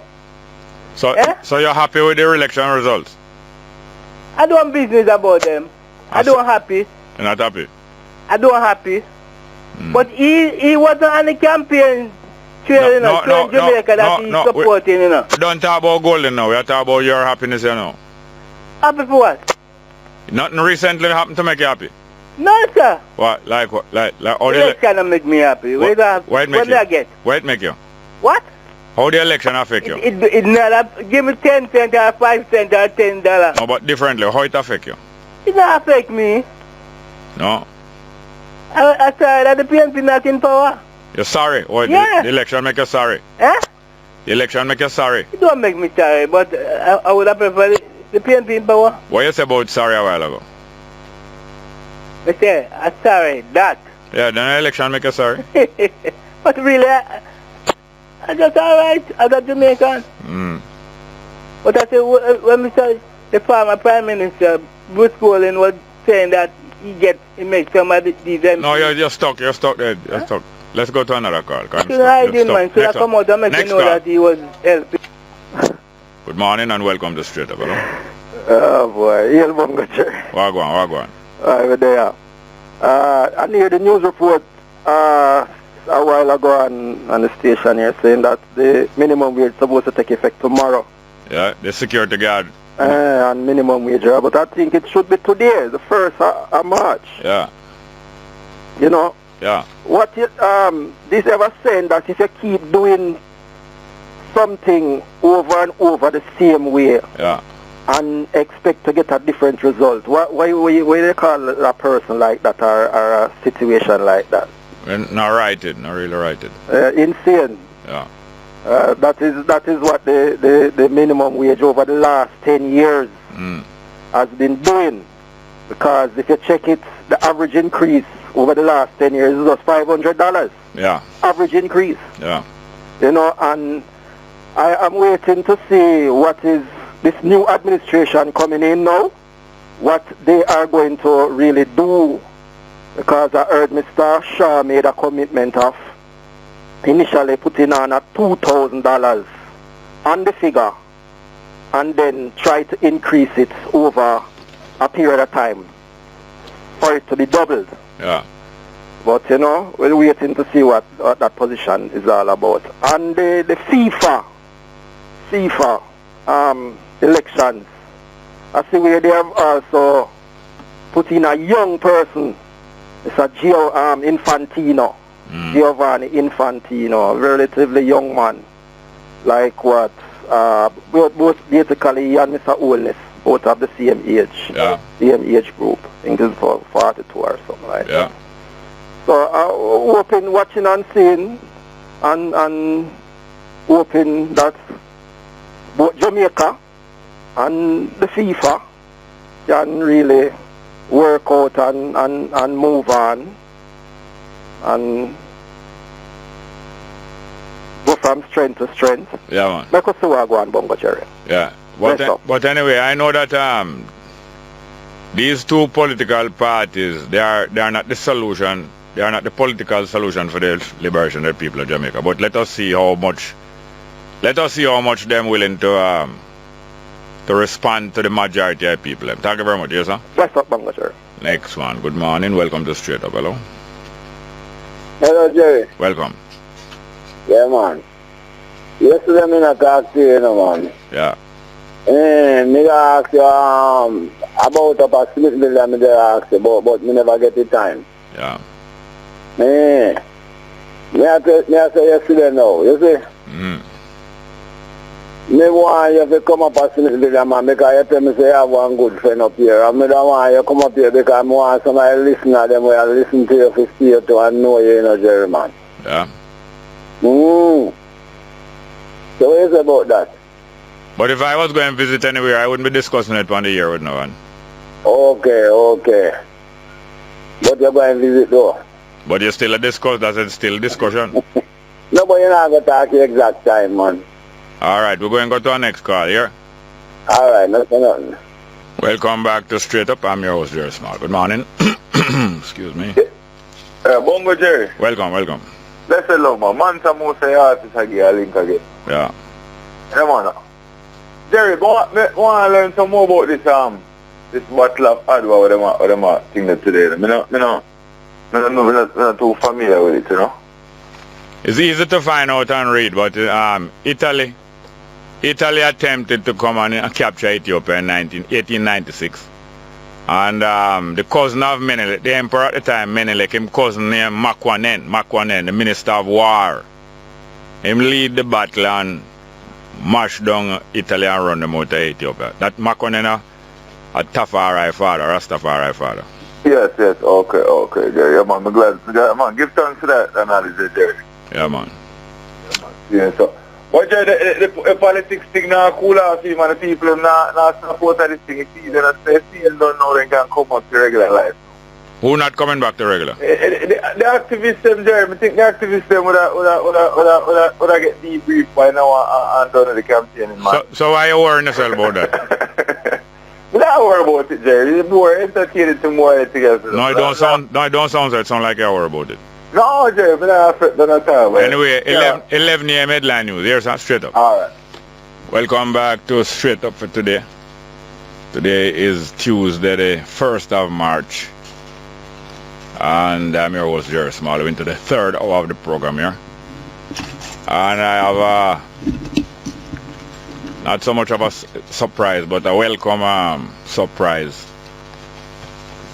Professor Carolyn Cooper is here and she has something very important to share with us. Just in time. How didn't Professor Carolyn? Very well, Professor Jerry Small. I'm not a professor to be. You know, you're a man will love professor, though, but I say nothing. I mean, I'm not professor. But there's a very important event that you have put on this evening, isn't there? Yes, man. Well, we're launching the Reggae Talks from March. You know, in March, the Department of Literature and English will profile our programs in the department. We take over March, you know, we call it, we brand it, we say March is Literatures in English Month. And we have whole heap of events. In fact, one of the big events that we have Sunday morning is called A Love Affair with Literature. And it's going to be in the Neville Hall Lecture Theatre N1 on Sunday morning at 11, featuring Olive Senior, Adziko Simba, and we have Vladimir Lucien, who is a visiting writer from St. Lucia. He's a poet and he's teaching creative writing this semester. I'm in a big trouble now because I can't remember the fourth person. Lord have mercy. Me shame. I will get the information, Jerry, and run back quick and give it to you. But there are 4 people on. That is coming up. And that is Sunday morning. Week, yeah. Sunday morning coming up here. Love Affair with Literature. It's going to be wonderful. But part of this series is this Reggae Talks that I introduced a few years ago. I've had a whole set of people.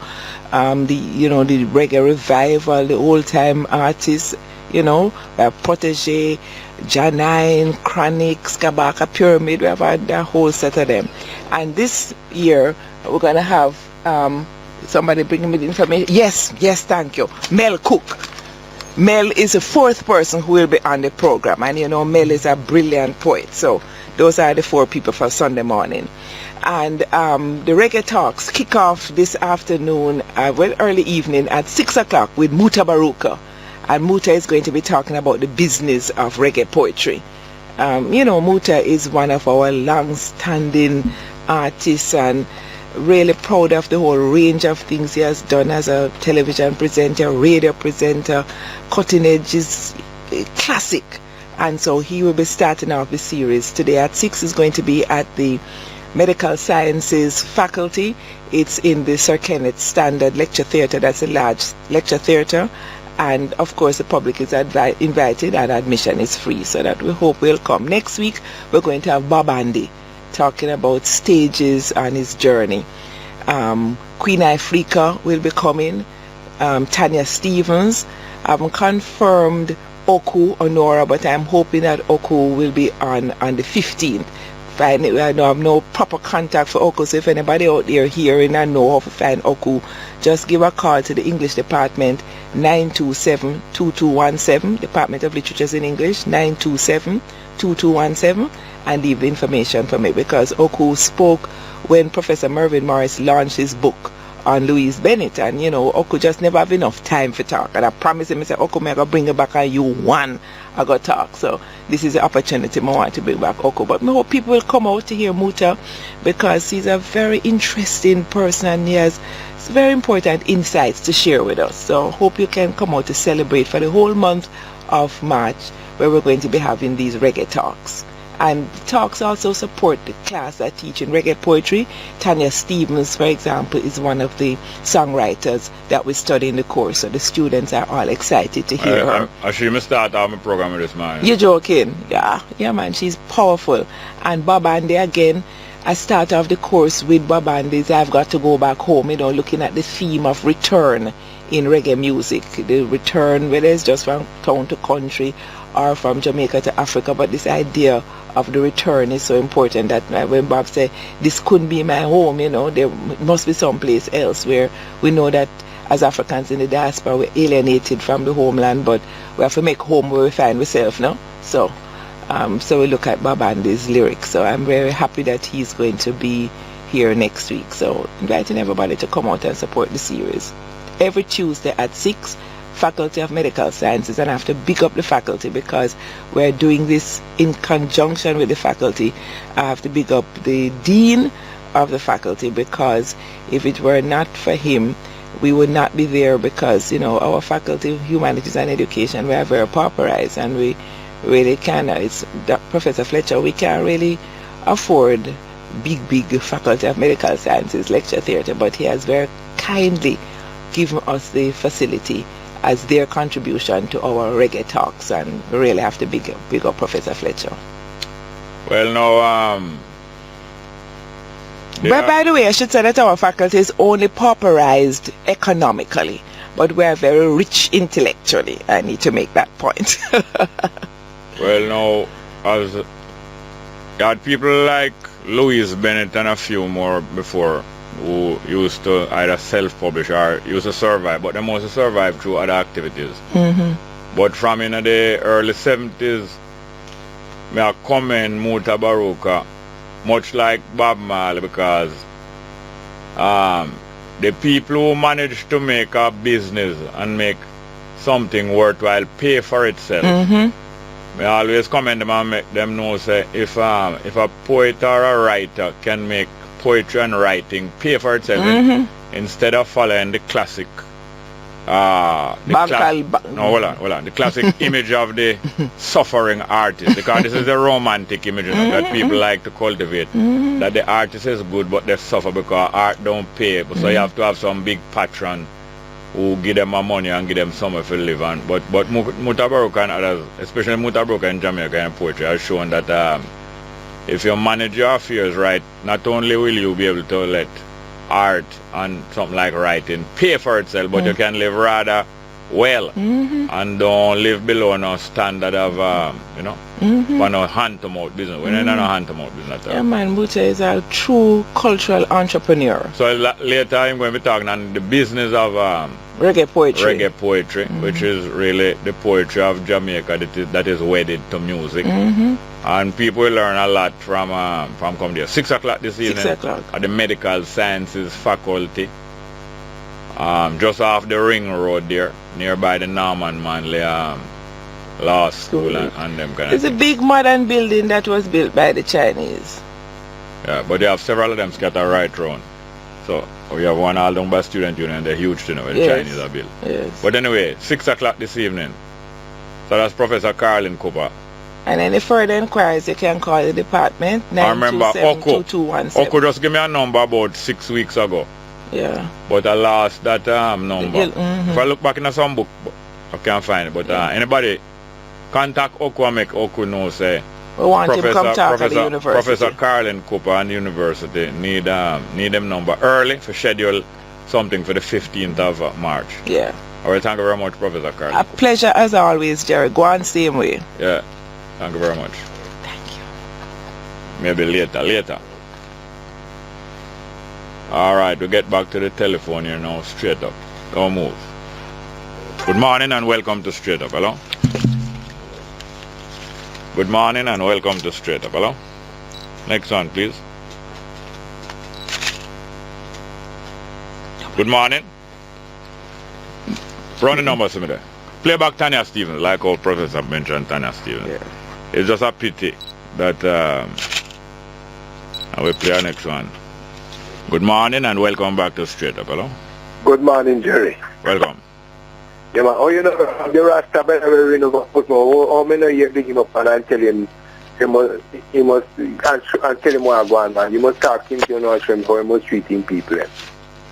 What as a Rasta man. Hold on. What you say a while ago?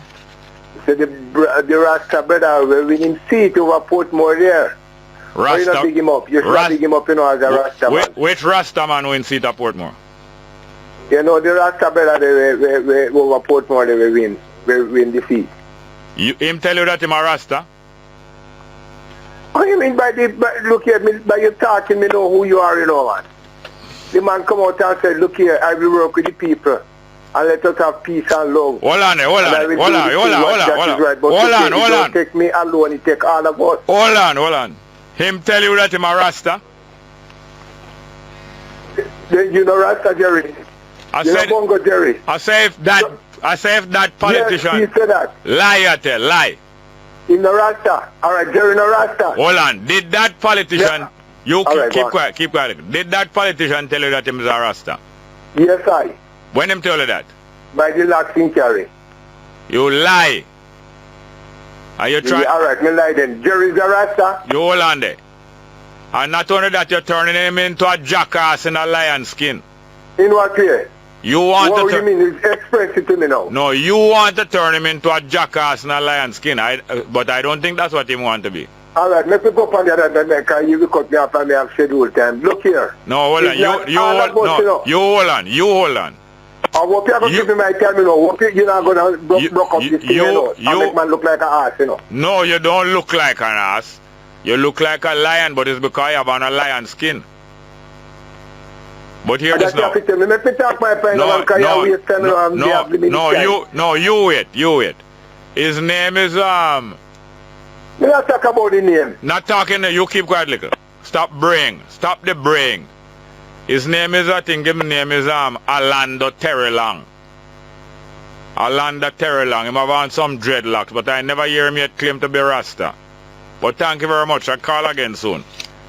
Good morning and welcome to Straight Up. Hello? Hello, Jerry. Welcome. Well, go on, Jerry. Are my English brethren this? No, man, I'm prom, man. Oh, prom. We are say, well, go on. Everything good, man. Right, so your sister moved yesterday, you know, she gone up some. Dimple? Yeah. Where she gone? North America? Well, I don't know directly because she not called me back yet to tell me, but I know her son, she did go away other day in June, you know, but she did come back in August. Anyway, we don't want to blow her apart too much because if she don't want to run into the feds. Yeah. No, man, she alright, she okay, man. Her son, she gone monks and she must have gone for stay a little time. Okay. But me just highlight you say your little bird didn't make a little move. Yeah, man, glad to hear from you. And pick up a little better. And so everything alright, otherwise though. Yeah, no complaint. Me hear them are going with, but them can't stop you, my brother. You know more than them, so them can't stop you. Well, alright. Yeah, so take good care of yourself. You don't make me buzz you one of the day when we have more time. Yes, sir. Thank you very much. I have sufficient credit. All right. Yeah, man, good to hear from you. Yel Naya. Hey, Jerry. Next one. Good morning. Good morning again. Was that Wilson call and cussing out, disrespecting the Prime Minister, Miss Washington? Was it him? What him say about that? I said, she said something about the opposition or the Labour Party or something during her campaign, and she shouldn't say that. It wasn't Wilson. It wasn't a man they call Wilson. The big PMP man, you can't say nothing about PMP, a member of PMP or anything. It wasn't him. Why is a good thing we have something called tape, you know? Because every program just as on taping all these programs, everybody who have a voice are taping them because Jamaica people lie. So you are a Jamaica person? Me? You know I'm a Cuban. You don't know that already, Jerry? And you come in a Jamaica and I call Yes, Jamaica? and I go on so. Yes, and I go on so. And I fight you. Yeah, and I fight you. But you lay And down. you not straight. You not straight, you know. You're the part of show, them straight show, but you're not straight. Yeah, but you lay down bad. No, me not lay down bad at all. You know that too. No, you don't You even know. know that too. You know that. Me no ramp when it comes to lay down. I know, lay down I straight, know. not bad. I know. Yeah. All right, everything Chris same way. Hypocrite them. Yeah, good. Next one. Good morning and welcome to Straight Up. Hello? Jerry. Yeah. Yeah, man, Jerry, Dr. Cooper remind me what I want to ask you. Jerry, the book, Leonard Howell and Genesis of Rastafari. Yeah. There are some people like me out there, Jerry. I'm visually impaired. I can't read the book in a Jerry. Yeah. I come up with the idea, so now, if a man like you know, I know you alone, but like you could have read a chapter, Dr. Cooper could have read a chapter, Muta could have read a chapter, and create like an audio version like Jerry. Yeah. You think that's a good idea? Then who going permit to do that? The author, then is a book put together by the local people, Jerry. Dr. Barnett and them people who put it together, you know, consult them, and them could have read a chapter to Jerry, or them read it then. Or them for read it? Yeah, them, but me just have to say, why me say so much people, Jerry, because maybe one man not have the time, so the more people know, less pressure. Yeah. And one man to read too much, you understand? Yeah. But yeah, well, if you don't even want to put out, that'd be a wonderful thing, Jerry, because we need something like that, you know?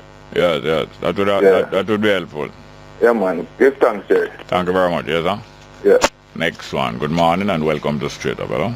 Hello, good morning, Mr. Jerry. Welcome, sir. Wagwan. Me there. Just a quick word on two lovely ladies. On two gentlemen also.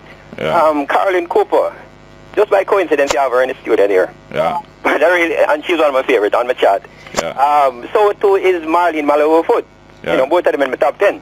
Yeah. And I was most upset. Well, I got Bounty Killer feeling, the cross-hungry, miserable feeling. Yeah. When I read the Friday Gleaner, February 5th, Yeah. it headlined, Night Hits Campaign Trail to keep Mallow-Foot in Senate. And Thursday the 4th of February in the Senate, Yeah. he actually, the last sitting of the Senate, Yeah. vowed to ensure that he'll do everything in his power that this lady sits beside him in the Senate. Yeah, this is what happens when you're taking too much toxic waste. Why? Me say as a JC man, you know, I have a little thing on another JC man. Mr. Peter Phillips, Dr. Peter Phillips, Yeah. Man of the Year, quite deservingly, because he passed a lot of IMF tests and maintained the debt to GDP ratio. Yeah. A lot of cooperation from the civil servants in, you know, accepting low pay increase and all of that. Yeah. But I think there are three other people I just like to quickly nominate. Yeah. You know, one is actually a woman, Dr. Alfred Dawes, Yeah. for his bravery in highlighting the poor state of public health system. Yeah. Marlene Mallow for her bravery in standing up in the Senate to some giants like A.J. Nicholson, K.D. Knight, Mark Golding, Floyd Morris. You know, only thing that Mark Golding wasn't too hard on her. Hold on. But Perkins described one of those as an intellectual dwarf. AJ? But are you guessing and spelling? I remember the description, but can't fit it to a person. But you are calling them intellectual Goliath. Boy, you remember better than mine. And the third person is who? Well, I'd admit, the third person is actually another JC man, Jerry Small. For what? This is for that interview with Seaga, for highlighting or straightening out a lot of misconceptions which a lot of us had. You know, people like Francis Keane and all of those, Francis Jackson and all of those. Francis Jackson? Chester, Francis. So who straightened him out? You brought some clarity to the incident in 1965. Then what Francis Jackson wasn't straightened out about? Well, he said he had some misconception about the thing. And years. And he said that it was straightened out by me? Yeah, well, he the time he mentioned that he was now clear on it was just about the time you had elaborated on it. But you can't give me credit because him say he has no straight out. You can't give me credit for that. Well, I think you're the source of his information. No, I don't think I could straighten out Chester Franson, Jack. All right. Well, I think you had a good year, in bringing clarity to a lot of issues. Yeah, well, thank you very much. More time. Thank you very much. Next call. Good morning. Welcome to Straight Up. Huh? Good morning, Bongo Jerry. Well, go on. Who this, huh? Asta Black, yeah, man. I don't know if you remember, Bongo, Rasta Tony is a flag man. He always sells flags in Montego Bay. Yeah. Member of the Crow Garden Benevolent Society. Yeah. Yeah, I want to say condolences to his family. He passed away last night. Oh, yeah? How old he was? A young man, I'm not sure of his age. What happened? He was ill or accidental? Ill. Oh, yeah? Yeah, he was ill. He passed away at the Cornwall Regional last night. Oh, yeah? You were aware of him in hospital before him died? Yes, I visited him last night, and other ones, he went in last Wednesday. Yeah? Yeah, and it's such a shock to all Rastafari here because he's such a good brother, and we all feel it down here, man. Can imagine, yes. The last meeting at the Rastafari Car Garden Benevolent Society 2 Sundays ago, he was so vibrant, and I even bought my flag from him that evening, and it still sits on my dashboard. Yes. You know, everyone know him as the flag man. Yes. Yes, and I would like to, with your permission, to we have an open house, iFriends, on the 13th at my school at 10 Union Street, Montego Bay. Open house. What is that, open house? Yes, we opening up the Ras Asta Black Interactive Music and Arts Institute. Yeah, 13th. And the 13th, Sunday the 13th. That is not this weekend, the other weekend. Yes. And and also the rest of the Car Garden Benevolent Society going to have a meeting at the school, 10 Union Street at 3 p.m. And What day? It's the same Sunday. Same day? Yes, same day, the 13th. The society's members meeting starts at 3. So it's only members can attend? No, as a matter of fact, I think to what I'm proposing as a member of the Kruger Benevolent Society, I'm proposing that every Rastafari should automatically be a member. Yeah. And the membership fee to be at a affordable startup cost. A Union Street, is it? Union and Orange, right next to the Parish Council. Okay. And we're starting at midday, whereas I'm talking to the Institute of Jamaica with the Rastafari exhibition going on there now, to allow a tour of the exhibition to start at midday. Where the exhibition is? In the Civic Center in Montego Bay, Sam Sharp Square. Yeah. Now, the lady in the Coral Gardens committee who recently had a baby, is which lady? Wow. No, but the secretary is Sister Nanny. All right, I'm going for a break and come back. That's all right. Welcome back to Straight Up. I'm your host, Jerry Small. And you know that Luciano, his son was murdered, a 19-year-old youth. Murdered by some people who him know and who know Hentley, near to where I'm going to school. At the Parkington Plaza along Half-a Tree Road there. Half-a Tree Road.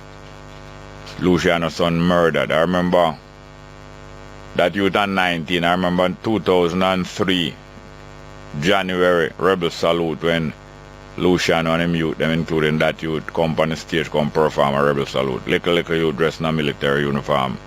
And so athletic and gymnastic like them father. Son murdered. Luciano's son murdered. Let's get back. Asta Black? Yes, sir. Yeah, the business consultation that been going on from December then January. The one that's supposed to take place in Hanover. What is the name of the brother again? Yeah, what is the name of the district where it's going to keep the farmer? The farmer. What's the name of the district? Yes, I will get back to you on that one, Bongo Jerry. And on which date was it agreed? On last Saturdays in each month. So the 26th of March will be the next one. 26. And you don't remember the district in Hanover? No, and we'll put that together because I still think he's organizing it. So he's not sure that it's going to be there yet. No, who is not sure? Who he told you that? Yes. When did he tell you that? We just spoke this morning, but I'm asking when he told you that. Yeah, we spoke this morning. And what is it? What is it that I'm not sure about? He didn't elaborate. All right, thank you very much. Next call. Good morning and welcome to Straight Up. Hello. Good morning, welcome to Straight Up. Hello. Good morning. Bridging me like you go on now. You must run the program with discipline, no man. The person who run the mother radio program, you know, they must put you on a discipline, no man. You cannot reason with somebody and cut them off. You must have discipline yourself and know home training, you know, man. When a man race and carry and attack and you cut them off. I be a quarrel you want and dirtiness on your program. When a person come out with something. Anybody who come on this program with something constructive, call back. You must angry program if you not know home training, man. Other people make you run off a program. Hold on, let me talk to you some more. You ready for reason with me now? Hello? Are you there? I'm not there. What I'm saying is that Orlando Terrelong is a Rastafari. Now I want to find out from Orlando Terrelong if him is a Rastafari or if him is a dreadlocks. Because this guy here now saying that Orlando Terrelong, a JLP candidate who beat Arnaldo Brown in the Gregory Park area. Same as a Rasta. And because you see somebody have locks on them head, them is a Rasta. And then when you don't see somebody have locks on them head, them is not a Rasta. It's this kind of idiot talk we don't really promote them kind of idiot talk on this program here. That because somebody have 100 dreadlocks, them is a Rasta, and because somebody don't have 100 dreadlocks, them is not a Rasta. Idiot talk. Up to last night I heard some of that kind of idiot reasoning. At a place where you shouldn't hear idiot reasoning there. About locks and who have on locks and who have on locks. And yet when them look upon Leonard Howell and all of them man there, most of them don't have on no locks. And some of them is putting forward a theory that up till the late 1950s, Rasta never have on locks to be Rasta, but after the late 1950s, is Locksman is Rasta. Idiot argument being put forward as academic work and discovery about locks. What locks have to do with Rastafari? Idiot argument, and you're going to come bring in that politics now about Orlando Terrelong and Rasta. The same idiot argument like what me hear. Some people have preached about dreadlocks attack. Idiot argument. And we're not going to promote on this program at all. Next call, please. Good morning. Welcome to Straight Up. Hello. Good morning and welcome to Straight Up. Hello. Indeed, Brother Jerry. Well, go on. Well, I hear that previous caller telling a woman one Friday over power, they say some guy with him see what's going on in the country, my for one day in him right mind. Well, he got a quick response from the lady who said, you don't have to wonder about that. Yeah. Very interesting to say the least. Yes, sir. Yeah, you know, you're not sound very clear at all. Why? Oh, maybe it's my location. I am in further ground today. Oh. Any better now? Yeah, go on. Okay. You know, I was just checking out some reputable news source overseas a while ago, and I see we're in the United States there. Information has come out, and I'm sure this is nothing new for many, new to some perhaps, that the headline is pastors swim in millions while their congregation live incredibly poor. Mm-hmm. Yes. And they show some very interesting mega properties, you know. Yeah. and some details. I also saw something else which struck a chord because it have implications for us here as well. They show a picture of a line for a job fair, and only a few persons were in the line. Yet they show a picture of a sale going on for Jordan shoes, you know, those shoes, you know? Uh-huh. The latest ones. And that line was very long. And most of these people in the line were black people. Yeah, in what country? In the United States. Yeah.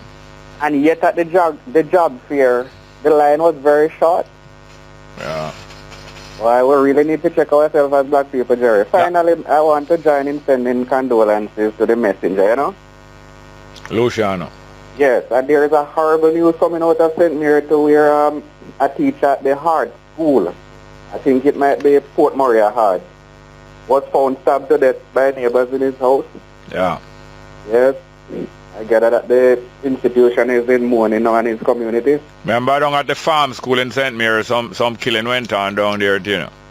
Oh, okay. And a few years ago, and some people was framing it as some homosexual killing.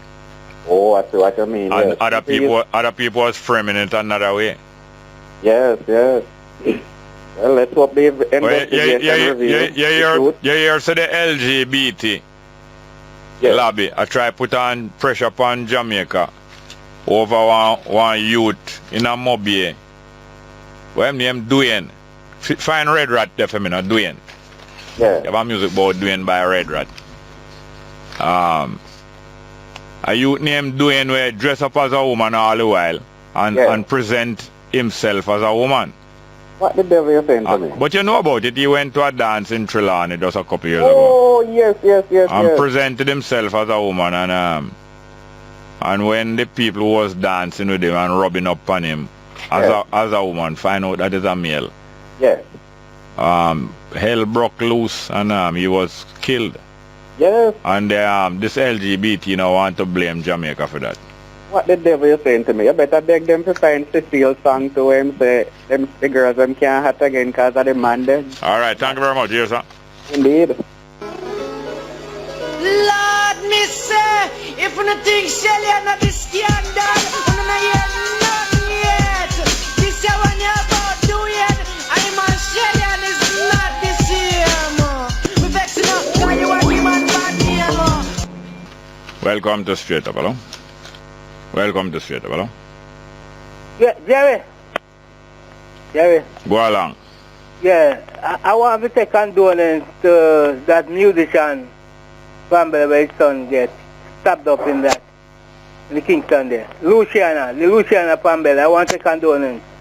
And I hear he was asked in the public to give some information of where his son gets stabbed up in that area there. It was said yesterday, I was listening to the news, that a man in a car stabbed up the youth and drive off shortly. In Jerry? You're asking me? No, I'm telling you that I was listening on the news yesterday where it said that some man stabbed up the youth. You know, they come out of the car and stab up the youth and drive off back. And the father is asking the public to help him to give some information how it happened. Luciana himself. Up to now himself don't know how it happened. You know? Some serious thing, man. Sorry for you about that. Take care, yes, sir. Yeah, next one. Morning and welcome to Straight Up, hello? Yeah, Bongo Jerry. Wagwan. After again.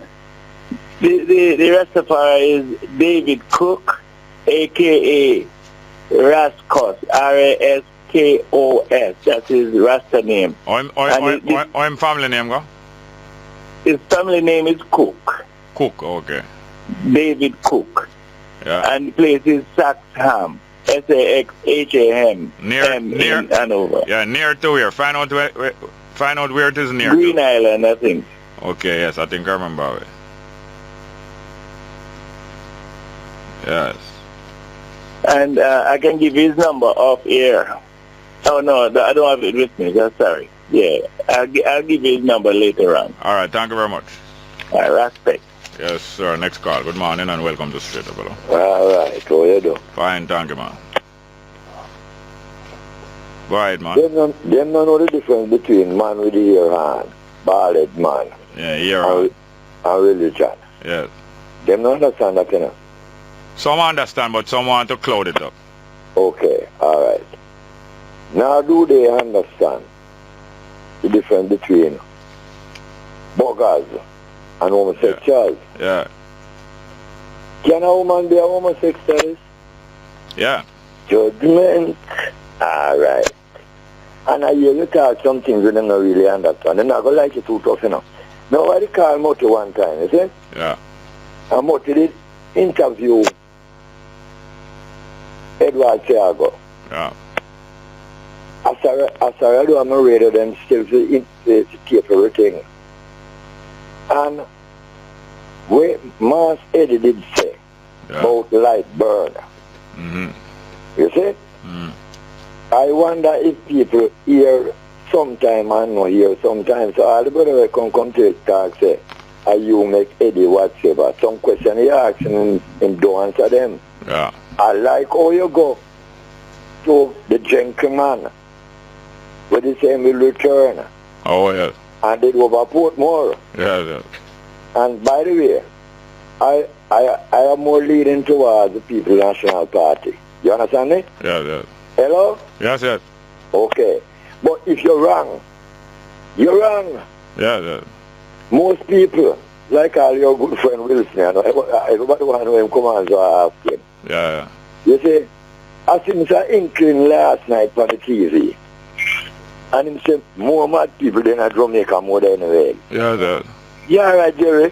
I don't know if I'm mad or You must mad if you're going like how you're going. Yeah. Some madman going everywhere. Me totally mad. Yes, yes. It's gone. Yeah. Yeah, right, Jerry? Thank you very much, yes, sir. Just easy. Next one. Good morning and welcome to Straight Up, hello. Next one, please. Jerry. Welcome, welcome. Jerry, how you do? Move away from your radio, please. Jerry, how you do? Move away from your radio, please. Me turn off radio. All right. How you do? Fine, fine. You alright? Yeah, go along, go along. You remember one, sometime last month, I called you and tell you that the PNP are going to lose 15 seats. 15? Yes. You remember what I tell you? And you asked me where me come from, I tell you, say, the St. Catherine area. Yeah? Yeah? Go on, go on. I tell you, say, they might lose 15 seats, but it's only, how say lose, 13? Them lose 13? No, I believe they lose 11. 11? 111, man. Eh? 111. 11. Well, I'm going to get one more because the one I sent me, the judge are going to give the man back in seat. Which man? So done? I done the name? It's not his seat.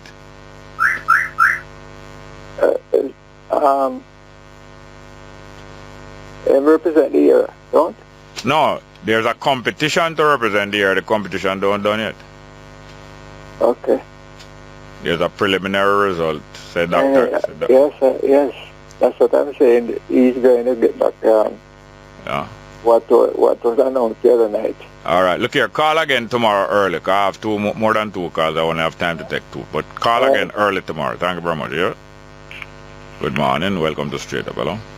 Yeah, morning, Mr. Small. Well, go on, sir. Yeah, respect. Mr. Small, for all those coming out there with upset stomach, you see? One of the best formula for upset stomach is to take a pack of Angel's. Oh, yeah. Angel's liver salt, good for upset stomach, you know? Yeah. We have to just work with where we have and make the best use of it, Mr. Small. Yeah. All the best, yeah? Thank you very much. Next one. Good morning and welcome to Straight Up. Hello? Glory, hallelujah. Hallowed be thy name. Oh, Most High God. Glory be to the Most High God. Hallowed be thy name. Good morning and welcome to Straight Up. Hello? Jerry. Wagwan. We don't get poetic. Yeah. Michael, do what? row the boat ashore. Yeah. The gentleman does say Andrew's liver salt. Yeah. Yeah, Luciana, how can you be so ungrateful after all that God has done for us? Yes. The boy row now, then forget say that the gentleman with him know as Andrew. In father name is Michael, and they must ask the question why. Yeah, right, Jerry? Yes, man. Season, man. Thank you very much. Next call. Good morning and welcome to Straight Up. Hello. My brother and friend Jerry, Wagwan. Fine, thank you. You know, Mr. Carter make the call. You know. Yeah. Because those who have upset stomach, and if one pack of Andrews can work, take another pack of Andrew. Mm. And for let us end on a humorous note. And for all those who were saying that, because it's not program yesterday, that the Labour Party outspent and buy commercial and things, at the wrong rate that they was listening to. Yeah. Because when, you know, you and I know that the outnumber, we call it, by about 8, 9, 10 to 1. Yeah. But at the time to we call it, man. We have to just go and live with that. All right, as you talk about Mr. Carter, I'm going to cut to the chase. Today's Carter's birthday. We're going to play this for Luciana's son and for Carter. And for Luciana. Thank you very much, yes, sir?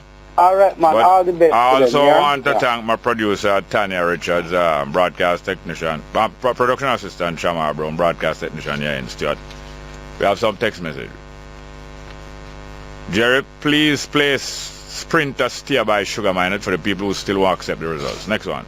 Good morning. Today is Neville Carter birthday, JC old boy. Next one.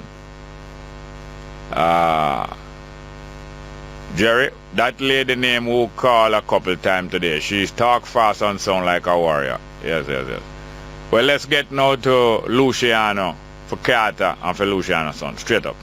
Managing Director for Market Research Services and well-known pollster Don Anderson says the low turnout of voters was anticipated. Constitutional lawyer Dr. Lloyd Barnett says there's nothing in law preventing the swearing in of the Prime Minister without waiting the results of a magisterial recount. New increase in the national minimum wage comes into effect tomorrow, and St. Mary Heart Trust teacher stabbed to death. Finally, in the midday news, Osama bin Laden's will shows that he left a personal wealth of around 29 million pounds, or $21 million, which is 21 million pounds, after his death in a raid in 2011. The will is among a trove of documents released to U.S. media today. It was seized in the U.S. assault in Pakistan. Bin Laden urged his family to obey my will and to spend his inheritance on jihad for the sake of Allah. In another letter, he urged his father to take care of his wife and children in the event of his death. That message made it clear that the risk of being killed was present in his mind. Although bin Laden referred to the money as being in Sudan, it is not clear whether it was in the form of cash or assets, or whether any of it made its way to his heirs and successors.